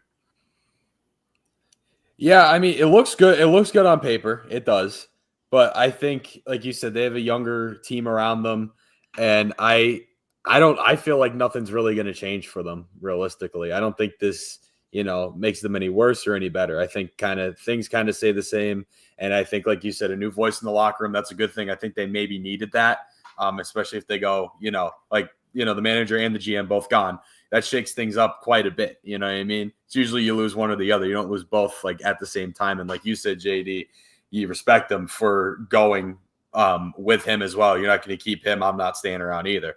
So I think that shakes things up a little bit. But again, the guy they brought in, I think is a good fit, but I just don't think it's going to propel into like much success. I think it's going to be kind of a similar team. Nothing really is going to change much in Washington, I don't think, personally. Yeah, we all agree on that. Next thing here, Alex Bregman returning this week. I know the Red Sox have actually been playing good baseball lately. Surprisingly. CT, no. He's afraid. I knew it. I knew I was going to get him with this one. Do you think Bregman coming back and if this team goes on a more of a run, do you think they have a legit chance at maybe after trading Devers, a legit chance at making the playoffs? Or do you think the Red Sox are going to do dumb things again and start trading players away? Because supposedly now Roman Anthony is going to get consistent reps in left field. That can mean Duran is going to be shipped out of there. So it's kind of weird what they're doing because they're winning in spite of the moves that they want to make or have made already. It's very, very weird, this whole situation. I know Biggie too, we talked about this, is that the Red Sox looked like they were dead to rights last week, and they went 7-3 in their last 10 games, and they're right back in the middle of it. I know. Like I said, surprisingly, they're doing well. It doesn't look good for the Yankees. But, I think the Yankees started their momentum of starting to win. Yeah, unfortunately. But yes, I agree with you. And then CT, do you think that they really they will actually go out and do something, or do you think they're going to be idiots again and trade Duran and perhaps Chapman, other guys along the way that they have? I mean, I think based on what's going on with the Red Sox right now, they're only 2.5 games back of a wild card spot. So I Exactly. think they're probably gonna not do nothing to stay the same over the trade deadline. So I expect the Red Sox to possibly make a run for this and maybe make the playoffs. I still think they should have kept Rafael Devers because they're a completely better team with him in the lineup, and they would have been even scarier with him and Roman Anthony, and you got Jaron Duran. So I think the Red Sox have a shot to make a run for this. Okay, you heard it from CT and a scared Yankees fan. Oh yeah, they're embracing No, I agree with them right now. Yeah. What were you gonna say, Biggie? Yeah, I mean, I definitely think they should not do anything because they're at a point now where I think they're pretty solid and will make a fight to get a wild card spot and get into the playoffs. But again, like you said, Boston does these things. They make these dumb moves that has hurt them the last couple of years. So wouldn't be surprised if they did. But I kind of think they're they kind of see what they have and they're going to stick with it. But again, if they do some stupid things and trade these guys, I wouldn't be surprised personally. Yeah, that's just the way they've done it lately. They're just doing dumb things and they're still winning. Yeah. The last thing we have, the last thing we have, just in terms of the entire league, before we get into the standings, will be home run derby participants. So there's supposed to be 8, and we're a week away, and there's only 5. So it kind of seems like they're not getting as many guys committed to wanting to do it. I know someone like Pete Alonso openly said that he doesn't want to do it this year. Really? Started. Yeah, you didn't hear about that, CT? You didn't hear about that? No, I'm shocked. It seems like he loves the Derby. I was gonna say that's like one of his favorite things. It seems like. Yeah, that's what everyone thought. He said he's not doing it this year. He wants to just focus on, playing in the All-Star game, of course, but getting proper off days. And he said he wants to go help this team go win a championship, which is I respect. I'd say, JD, you probably like to hear that. I like to hear it. I don't need to see him be a clown in the home run derby again. He's won it twice. It's enough. You don't have to do it anymore. But the other home run derby participants are Byron Buxton, Ronald Acuna Jr., O'Neal Cruz, who can put up some fireworks in this. I think he's a dark horse at winning. James Wood, another guy. Of course, we talked about him. And Cal Riley, our favorite guy, probably in the entire league. Me and Biggie's favorite player. Big on Cal Riley for sure. So those are the 5 guys that are in it right now. So there'll be 3 more added to them. They're probably trying to beg guys to show up to do this one because usually it's set in stone much earlier than this. Usually when they announce the All-Star rosters, usually the home run derby is done with it. So this is very curious. But out of these guys, who do you think will win? Of course, Acuna is the playing it or doing it in his home ballpark, so that you take that into account. But I think some of these big lefty boppers in this thing, they can do some damage in this year's home run derby. Let's go first. Whoever. You want me to go? CT. All right. Yeah, go ahead. So, let's hear it. I'm between 3 guys, the big boppers. I'm between O'Neal Cruz. I'm between James Wood and Kyle Riley. Yeah. From there, due to the switch hitting factor, I think Kyle Riley's going to run it. If he does switch hitting this, he can become less fatigued in this. Because, this is kind of an endurance thing. You're taking a lot of swings in a certain amount of time. So I think Kyle Riley has easy pop and he can win it. But, yeah, as JD said, O'Neal Cruz is a real dark horse. He seems like a guy that's made for this type of event. Yeah, I mean, Kyle Riley, like you said, that the switch hitting is going to be a factor for sure. I think personally, I'm really liking James Wood for this. I'm really liking him. I think he's having, he's really rising up, and I think he's kind of at at a peak for himself. So I think he's my pick to win. I think personally, I know it might sound crazy, but it's kind of a hot take. But I think James Wood has a good shot of winning it. I don't think that's a hot take at all. No? Okay, good. No. All right. He's going to be a factor. Mm-hmm. Yeah. We'll see who gets matched up with who. That's another big thing that we weren't able to know. We don't know just yet. But, I was going to say that matchups might play a factor too. Yeah. Think about that. Definitely. And O'Neal Cruz, this might be the most adrenaline he's bringing to a major league event the whole year with the way the energy he shows with the Pirates. Looks like he wants no part of that. So, well, hopefully with this, he knows something is on the line a little bit, so he'll be willing to go out there and do the extra step. But Biggie, we'll do the standings. I'll start this time, and then we'll switch over to you with the American League. We'll start with the All right. NL East here, and then CT. Whenever you want to just jump in and give your thoughts on a specific division or whatever you want, go ahead whenever you please. But we'll start with the NL East here. Philadelphia Phillies are in first place for another week, but it seems like the Mets and them will keep switching at this point. They have a 1-game lead over the Mets. Phillies 6-4 in their last 10. Mets 5-5 in their last 10. Both teams have not been that good on the road, which is why kind of feels like either team can get a much bigger lead than what's out there for them right now. Then the Miami Marlins. I know they're 7 games under 500, but they're one of the bigger surprises in the league. I think right now, just because of how well they've been playing lately. Still 11 games out of first place, so they got a long way to go. But they're doing well for themselves lately. Then the Atlanta Braves, 39-50. 13 games out of first, 2-8 in their last 10. I don't know what the hell is going on with that team. They have way too many talented pieces there to be this bad. I really don't understand. I would expect Brian Snitker to be if not fired during the year. When the year is over, I think he'll be let go. Just the way last year ended and how this year has just been a total disaster. The fact they're 2.5 games better than the Nationals, who have been awful for about 2 months now, not a good look. And the Nationals are at 37-53, rounding out division, 15.5 out of first place. So it's basically NL East is a two race horse right now. The 2-horse race. That's what we're And like you said, it keeps going back and forth between those two. It's just Braves got a lot of ground to cover. And I don't think there's enough time for it either. Yeah, it's too late in the year. They gotta be almost perfect, but yeah. Yeah, they 11 under 500 in July. You don't really see teams come back from that. Correct. Then the Cubs lead the NL Central. They have been terrific. I know I watched them Sunday night, and I don't even know what the word I'm looking for. What they did to the Cardinals Sunday night, it was a massacre. Pretty much in the 4th inning, the game was over. It was insane what they did. They're 54-36. Brewers have been one of the hotter teams in the league at 51-40. They're 3.5 out of first, so they're right in striking distance to the Cubs. But despite the Cubs playing that good at baseball, Brewers are right there.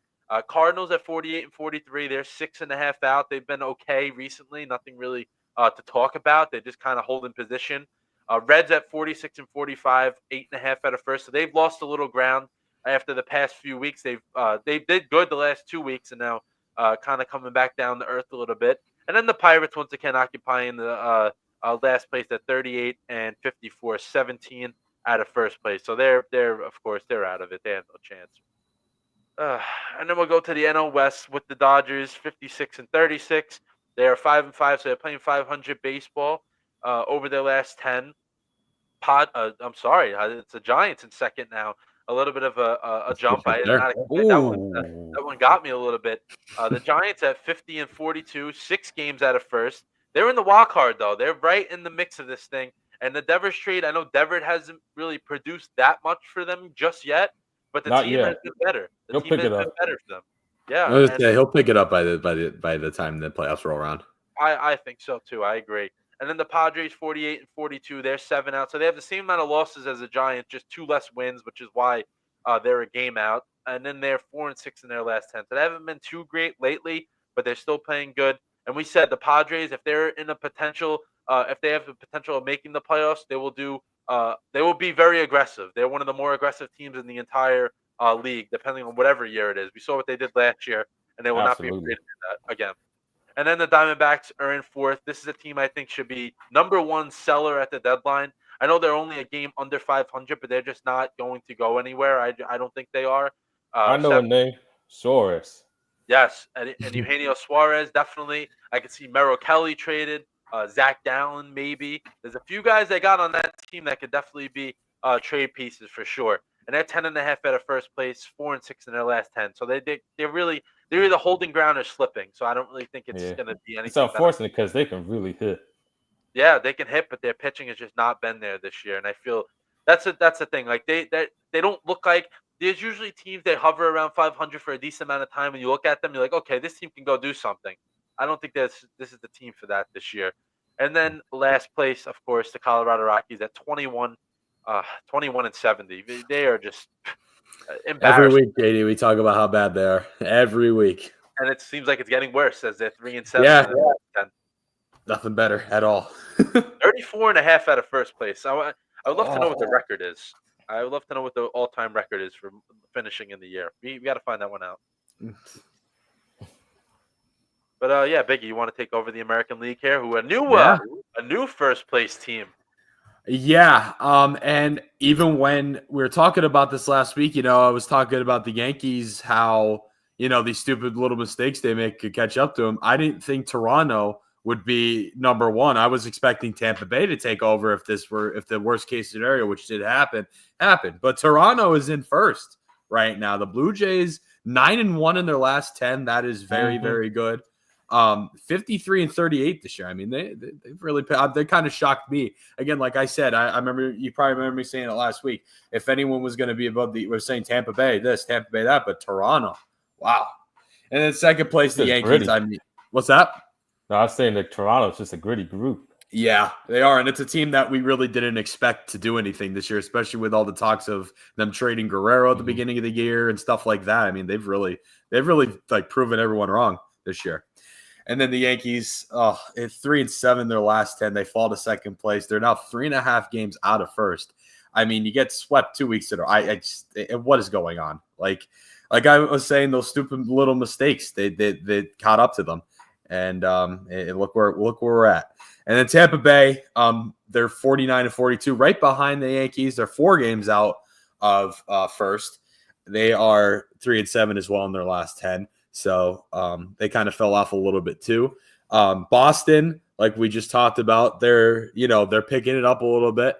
They're above 500, still 8.5 out of first, but they're 7-3 in their last 10, so they're improving.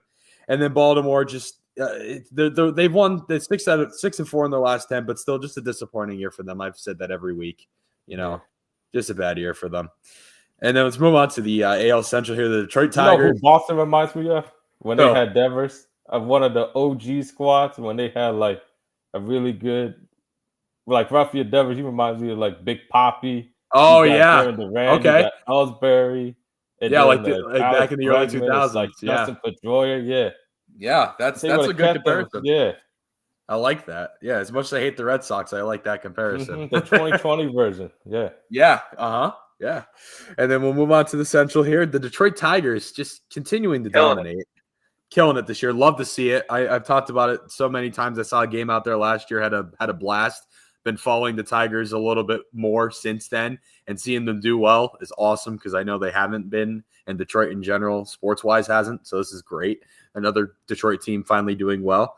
They're pretty far ahead in first as well because behind them is Kansas City, who doesn't even have a winning record. 14 games behind. I mean, JD, we talk about this every week. The AL Central's fallen off so hard. We gave them credit. We gave them too much credit. We did. We did. We talked highly on them, and then the next week this happens. CT, they're all put onto this. Usually, when we give people or teams praise, they usually embarrass us to that next week or two. So if you give anybody praise, it may backfire on you. Just be aware of that. Yeah, and again, not much to talk about here. I mean, all these teams, they're all in the same position, all below 500, not very good. Minnesota 43-47. And then Cleveland's 1-9 in their last 10. I mean, they can't even score a run. I know. Yeah. Do handstands at this point. It's starting to become a one-man show with Jose Ramirez. Mm-hmm. Yeah, they're having trouble. And Kwan's been okay, but nothing like Yeah, he's good though. But the rest of that lineup is awful. You got veteran in Santana, but it's practically maybe 1-5, and then nothing. Goes downhill. Yeah, and then Chicago White Sox, that's just a mess there, I still think. That's still better than last year, though. We say it every week. Still better than last year, but I got to catch the Guardians before you know it. Nothing good still. That's just a mess of an organization, I think, personally. That's just an organizational problem as well. Not much the team, but the organization. All right, and now we're going to move into the AL West. The Houston Astros are at the top still with a 55-36 record. They are 7-3 in their last 10. They've been on top pretty much all year, and it's looking to continue that way. And they're going to win that division. Yeah. Oh, yeah. Easily. They've been like one of the hottest teams in the league, too. Mm-hmm. Mm-hmm. Yeah, absolutely. They don't even have Alvarez back yet. I know, yeah. I was going to say they still have him out, so I mean they're just going to continue to go, I think. And then the Mariners, they're above 500. They've been getting better each week. 7-3 in their last 10. They're 48-42, 6.5 out of first. And then the Angels, they're right below 500 with a 44-46 record, 4-6 in their last 10. They're kind of one of those teams again. And even the team below them, the Texas Rangers, they're two teams that are just not much to talk about. You know what I mean? Like not much going on to talk about. Not much hype to talk about for those two. And then the A's, they've been here and there throughout the year. They're still pretty far behind, 37-55. That's just a tough situation. I say it every week. Mm-hmm. You know what I mean? They don't even have a city to their name. But they have shown some flashes this year that they've been Absolutely. off and on. So yeah. All right. Standing check-in. Not as much movement as last week, but definitely a little bit of things going on. But CT, this is what I think everybody's been waiting for. Something I've never really seen personally, but it doesn't seem like you're particularly happy with your Yankees. And I know you live and die by them. So I'm very curious. I'm not happy. I'm not happy the Yankees are losing, but I am happy that you might give us some. I think you secretly inside are happy. Yeah, maybe. But I just want to talk about the Yankees in general. You know, that you said you wanted, when I mentioned to you you wanted to come on, you gave me a laundry list of notes that I was like, oh damn, he's not particularly happy. I saw this, I was excited. I'm really excited to hear what you have to say, CT. Yeah, so CT, I'm just gonna throw a topic out there for you and just take it. But we know the Yankees fell out of first place after a really, really bad week last week. They went 1-6 in the week, and not only have they went from first to second, they went down to third now. Who Biggie just said. In terms of the standings, they're of course not far from the Rays. They're right there. But, I mean, this is a team that is not playing good baseball. And I just want to hear, because, of course, angry fans will just blame this, blame that. You never have rational reason behind it. But what is what is like the root cause that you think that's going on with this team right now? Because I know, and it's not only one thing, I'm sure. But for me as an outsider, I'm watching this. I feels like Boone is never willing to do things outside of this. This is the box for Aaron Boone. He's not willing to go outside of that. And I feel at some point when the team's not performing, you have to do something different. And I feel like that he's not doing that. That's just what I'm taking out of that. But I just want to hear your thoughts on this as a whole of what's going on with this team. And I know you wrote here they haven't been playing good against divisional opponents. Yes, that'll do it. That'll definitely cause you to slide down in standings. But like, what is the root of this problem? What is the root of this? And if you have to yell, go ahead. Lately, I would say it's the bullpen's not playing very good. It struggled, but I believe some of the guys in the bullpen are going to pick it up. Adding Fernando Cruz from the IL will be big for them as well. They also struggle defensively. Oh, no. I know we're losing him. Wait. CT's freezing out. I'm back. Oh, no. Oh my God! CT's first appearance on StreamYard goes. Oh man, this is not good. Oh, he's back. Are you back? Yeah, there you go. Yeah. Did you hear us? Okay, good. All right, take it. You're gonna have to repeat yourself from Fernando Cruz. That's all we heard. Okay. Yeah. I was saying that the bullpen hasn't been very good. It struggled a lot recently. I mean, it could be because they've been used a lot, but. And adding Fernando Cruz, that'd be big for them as well. Defense has been sloppy as well, especially the fundamentals and the base runner as well over these last couple of games. Even though the offense has been doing well overall. But yeah, the root cause is just the fundamentals of the game, defense and base running. And what I wanted to ask you was, do you think it's more of a because fundamentals, of course, at the pro level, these guys got to know that. But do you think it's something that's maybe not reassured from the manager or from any of the other coaches? Do you think it could be? Do you think this is a coaching issue? Do you think so or no? I think it's part coaching. Part of it's not being reassured. Part of it's also just being kind of complacent, like. Oh, we're like the New York Yankees. We got some of the best hitters on the planet, some great ball players here, very talented team. So you kind of overlook some of the things, like the defensive side of the ball and the base running. Mm-hmm. Yeah, it's more of a being complacent type of things, and it's happened for a couple of years now. Yeah, I was gonna say, it kind of feels like a theme. They start out every season great. When they get to the summer, they kind of hit a wall a little bit, and then they have to recover from that. But now that they lost first place, they definitely have a legit they have to climb back into this quickly. And I know Sunday they won, and the way they did it was defense. Finally, their defense stepped up huge, saving their pitching staff. Especially the bullpen, like you said, that has not been good at all. Did you take, or do you think they should take a positive out of Sunday and carry it into tonight, which they're winning right now, 1-0 in the 6th inning? I know it's far from over. Oh, they scored, yes. Yeah, there you go. CT's happy. Let's go. But do you think they could take a positive away from the last few innings where it looked like the game was slipping out of their hands once again when it got to 5-4, and then they took control, and then they obviously won the game? Do you think they could take a positive away from that, or you kind of just gotta forget about last week and just go into this week? Yeah, you can take a positive to that. I mean, it's better to win one compared to getting swept by the last two teams and the Blue Jays and the Mets. So yeah, that's a positive note that you win the last game of the series at Citi Field against the Mets. Like Austin Wells was very good in that series with a couple of bombs. And then Aaron Judge and Cody Bellinger probably made one of the best defensive players of the year out in left field. So yeah, that's a positive that can carry them and hopefully start a winning streak for the Yankees and get back into their winning ways. Yeah, and there's a big week. Last week until the All-Star break, they have a few days off, so it would be nice for them to, end it the right way. And then want to end on a high note. Yeah, of course. And Jazz Chisholm will move back to second base after playing third. Once he came back from his injury, they put him strictly at third base. He's now moving to second. And now Oswald Peraza is supposedly getting consistent playing time. And he's 1 for 2 in an RBI tonight, so I guess he's showing that they made the right move. But now Chisholm going back to second, Peraza becoming a full-time third baseman, at least for the moment. LeMahieu basically going to the bench to not really play that much at all. I want to get your take from both of you guys here. Do you think this move should have happened a little earlier? Because it looked like LeMahieu was kind of lost in general. Chisholm is dealing with a shoulder problem, so he can't really throw from third to first, and we've seen that be an issue. And also from the beginning, Chisholm is the much better defender at second base.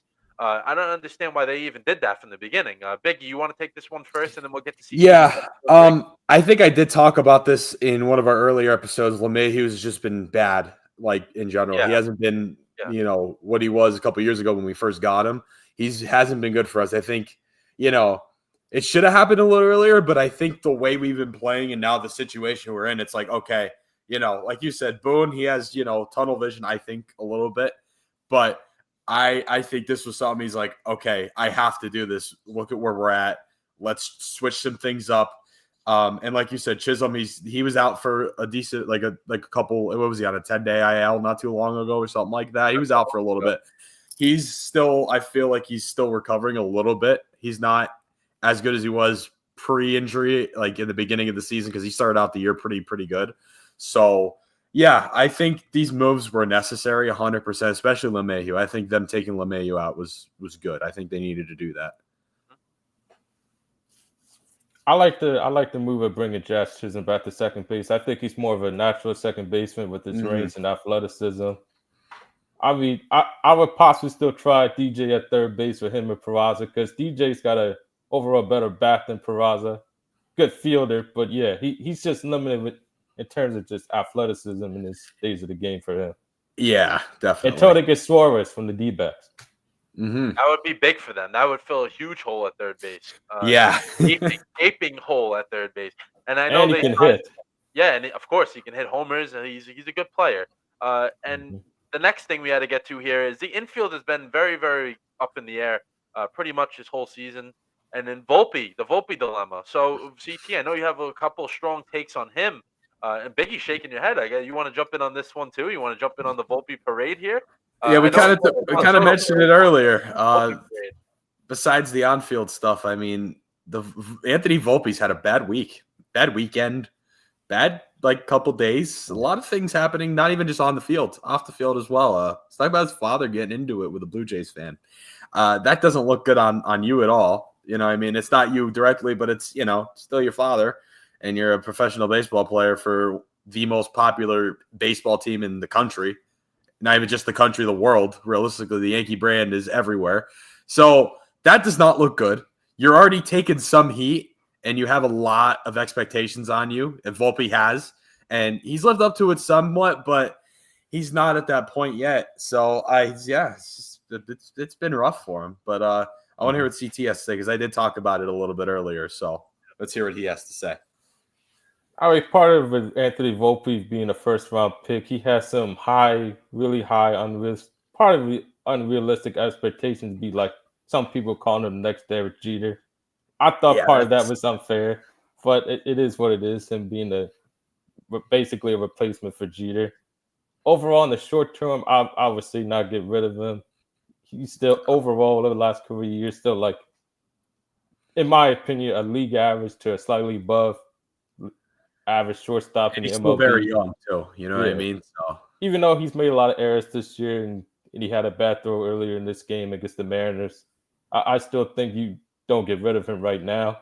But long-term wise, I think you got to explore your options, whether it's another superstar shortstop like Bobby Witt Jr. or maybe Ella Villa Cruz. They want to come to the Yankees and be that face of the team when Judge leaves or when he gets older. So I think they should explore that in the future. And as well as even George Lambert. I've never seen him play live, like for a full game, but I've seen clips, and I think he's got potential to be a future MLB superstar at shortstop. He's got pop. He's got great athleticism, and he's got a very good arm. I think he's got potential to be that guy in the league. And he's with which level now in the minors? They just brought him up to a new level, right? If I remember. They brought him up to AAA. I know he was in AA before. AAA, okay. Yeah, no, I think he's in AA. Oh, AA? Yeah. So I know they just brought him up another level. I thought I could be wrong, but so he could be on the way, and that could be. Let me take a look. That could spell some trouble for Mr. Volpe. I mean, and then again, maybe the pressure of playing shortstop is a problem too for him. Maybe moving him to second, maybe moving him to third, as the Mets give up another home run. But maybe one of those moves for Volpe can work out for him. Maybe him playing second takes the pressure off, and then they go from there. Because like when Gleyber Torres was playing shortstop, he struggled mightily there. They moved him to second, and he became better. So that could be something they work on and see what they can do there. But CT, before we let you go here, you got any final thoughts? Just on baseball. George is in AA. AA? Okay. Yeah. Okay. So he's not my neck of the woods yet. But CT, you got any final thoughts you want to, life, baseball, anything you want to just get out there before we have you go? Yeah, I would say go Yankees, and hopefully they get on the hot streak. Yes, hopefully. Line. Yeah, they need to get something going. They have to. You can't go deep into the waters any longer, or else you can run yourself not making the playoffs and not getting the type of seeding that you want late in the year. Because Yankee Stadium is going to be huge for the Yankees. It has always been. All right, CT. Thanks for coming on, man. Maybe went a little over the time that we wanted you for, but we appreciate for coming on and giving great baseball knowledge as always. We'll see you. We'll talk to you soon, man. Thank you. Yep. All right. See you, Thank you, guys. CT. See you guys. See ya. What a guy. He's great. Yeah. First time meeting face to face with him. That was awesome. Yeah. He's got really good baseball knowledge. I like that. Yeah, I mean, he loves his Yankees, as you can tell. Yes, absolutely. In his own way, he's going to get fired up about them, and we saw it tonight. And it was I wasn't hoping the Yankees played bad, like I said before, but the combination of that and I wanted to have him on. I was like, oh, this might be really entertaining, and I'm glad that was the case. But absolutely, before we wrap this one up here, we have two other things we got to get to before the pick'em segment. This NFL news is really brief, but of course it's a quiet time for a few more weeks until training camp opens up. But the Cowboys were in the news, a little bit of positive, a little bit of negative. But Dak Prescott fully healthy, he said, after that gruesome hamstring injury he suffered last year. That was one of the really, really gruesome ones that you can see. But he'll be back full go for training camp, which is good for Dallas as they have a new shiny toy for him as well. And then All-Pro kick returner Kevontae Turpin was arrested on two different charges. I don't know exactly what to what extent, but still not a good look. But hopefully they can get any of the trouble out of the way. And knowing the Dallas Cowboys, they for some reason their players love getting arrested and charged. It's just spotlight. Like I said, the bad spotlight, right? Yeah, that's probably it. I mean, I'm sorry, I just really hate them. I had to bring that up. You're right, though. You are right. Yeah, They have to be more I'm not lying. Just like when you feel, okay, our quarterback's ready to go, and then boom, something else happens. It's just there's always something with them. And that's why they don't really win. They make the playoffs a lot, but they don't win. Like, you know what I mean? You can make the playoffs, but not consistently. Yeah, they're not doing anything special. Like, they made the playoffs. That's about it. That's their ceiling. That's been the ceiling for the last 5 years or so. Exactly. And the last thing I have here for you, Biggie, before we get to the pick'em is I have some bad news for you. And I was gonna hit it before CT came on, but I think it's best to just not do too much baseball. But the bad news I have for you this week is the MLB umpires. I don't know what is going on with them this season, but they have not been consistent at all. And I know the crowd that's out there that wants to do the robo umps. I'm not a fan of it, but they're giving those people more and more reason. I was gonna say it's giving them a reason to fight for that. Absolutely. Yeah, exactly. And it's just like I don't know if you saw the clips from the Phillies game last night. I think there was 5 or 6 calls. I know you can't go by the box that's on the TV, but they were way inside the box and they were all called balls. I was like, wow, that is not good. And then and then when I did see those, and when I saw that, I go, oof, spot on. I can't believe it. Horrible. Yeah. Yeah. I was like, wow, this is not getting better. And then the Mets Yankees, the thing that came to my mind with the whole series, they sucked the umpires. But the last game in the bottom of the ninth when Mendoza got thrown out, Devin Williams threw like 2 changeups that were very, very low, and Mendoza argued or whatever, and the umpire threw him out. Yeah. Listen, I understand the umpires have the authority to throw coaches, players, whoever they want. Yeah, but that wasn't necessary. Not that quickly, though. You know what I'm saying? Like let the guy argue a little bit, and then you get rid of him. Seemed like it was if he keeps going. Yeah, quick. Like there was no reason for that quickly. Exactly. A lot of quick triggers this year, and I'm not sure why that is the case. But yeah, the umpires just be better. I don't know what the problem has been this year, but they gotta figure it out soon because between the bad calls and just the quick triggers, not a good look. But we'll hit the pick'em segment here for our last thing to wrap up the show. I'm 4-2, but I very easily could be 0-6, 6-0 at this rate, and you're 2-4, Biggie. But once again, we picked the Mets Yankees game on Friday afternoon. Yeah, another 1-run game. So literally every game we have picked has either been a 1 point, 1 run, whatever you want to think of. It has been that close. So our standings. I know I'm up by 2 games. I very easily can be down a lot more, up a lot more. It's crazy is what's going on right now. But we'll start with the Dodgers versus the Brewers. This game will be tomorrow just because when we started the show, the game already started for tonight, so there's no point in picking that. But I'll let you go first, Biggie, and then I'll go after you here. Yeah, I mean, we've talked about, all the teams, obviously, but the Brewers are one of those teams that we do bring up quite a bit. I think the Dodgers do take the game tomorrow. They're playing right now, you said, right? They're playing the Dodgers are losing 2-1 right now. So okay, they're down 2-1. And they're losing right now too. Okay, so they have lost 4 in a row. I say they lost the one last night 9-1. Oh wow. Yeah, that's that's not very good, especially for the Dodgers. And the Dodgers haven't been, I mean, they just got swept by the Astros the week before, like last week.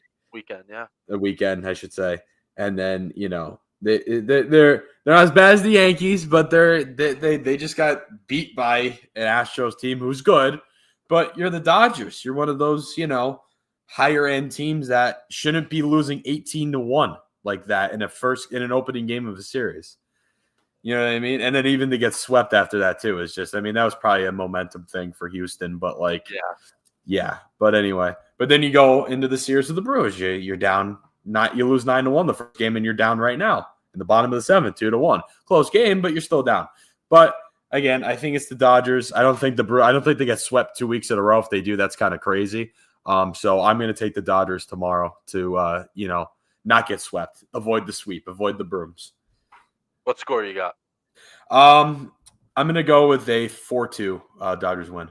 Okay, a little Wednesday afternoon pitchers duel. I respect that. Usually those games kind of are, Yeah, usually those day games, they start off very, very, very slow. I completely, literally agree with everything you just said because how a team of this caliber will not lose or get swept 2 series in a row, I don't see it.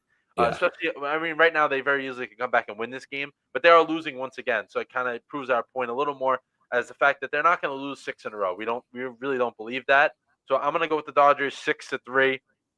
Another close game. I think that they'll just score some runs at the end of the game to pad their lead a little bit. But Yeah, I'm gonna go Dodgers as well. So we both got the same pick, so the standings will pretty much remain the same going into next week. And then next week, I think Biggie, we and you haven't really discussed it just yet, but the home run derby will be on Monday when Yes. we're scheduled to do the show. So we may do a live. We'll be live as the home run derby is going on. Maybe for a little bit of it, maybe the end, maybe the beginning. We haven't decided just yet on that, but we'll definitely be live for a little bit of it if Yeah. everything goes according to plan. But yeah, Biggie, you have anything you wanna get out there after once we wrap this one up here?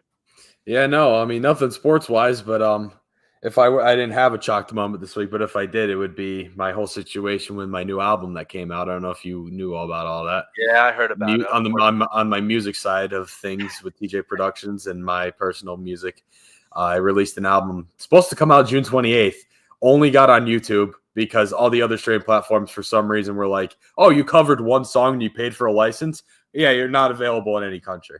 Got it figured out. Got on Spotify. Literally, I was sitting on the beach and my buddy, shout out JBC, he checked for me on Amazon Music too. But I got an email that it was available on Spotify, and he checked Amazon. It was there too, but still no Apple Music. And apparently, Apple Music labeled the entire album as a cover and didn't run my licensing through because I covered one song.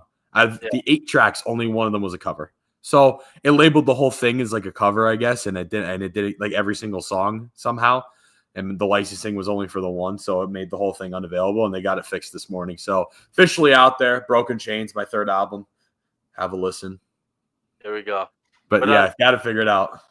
Yeah, before we leave, I like the comment, the last comment we got, Biggie. If you can pull that one up. Yeah, of course. Just about the umpires. Yeah, if you want to start taking money away, they will learn how to make the right call. I can agree with that. Yeah, it's something has to be put out there for these guys to be accountable. Because I was going to say something has to happen.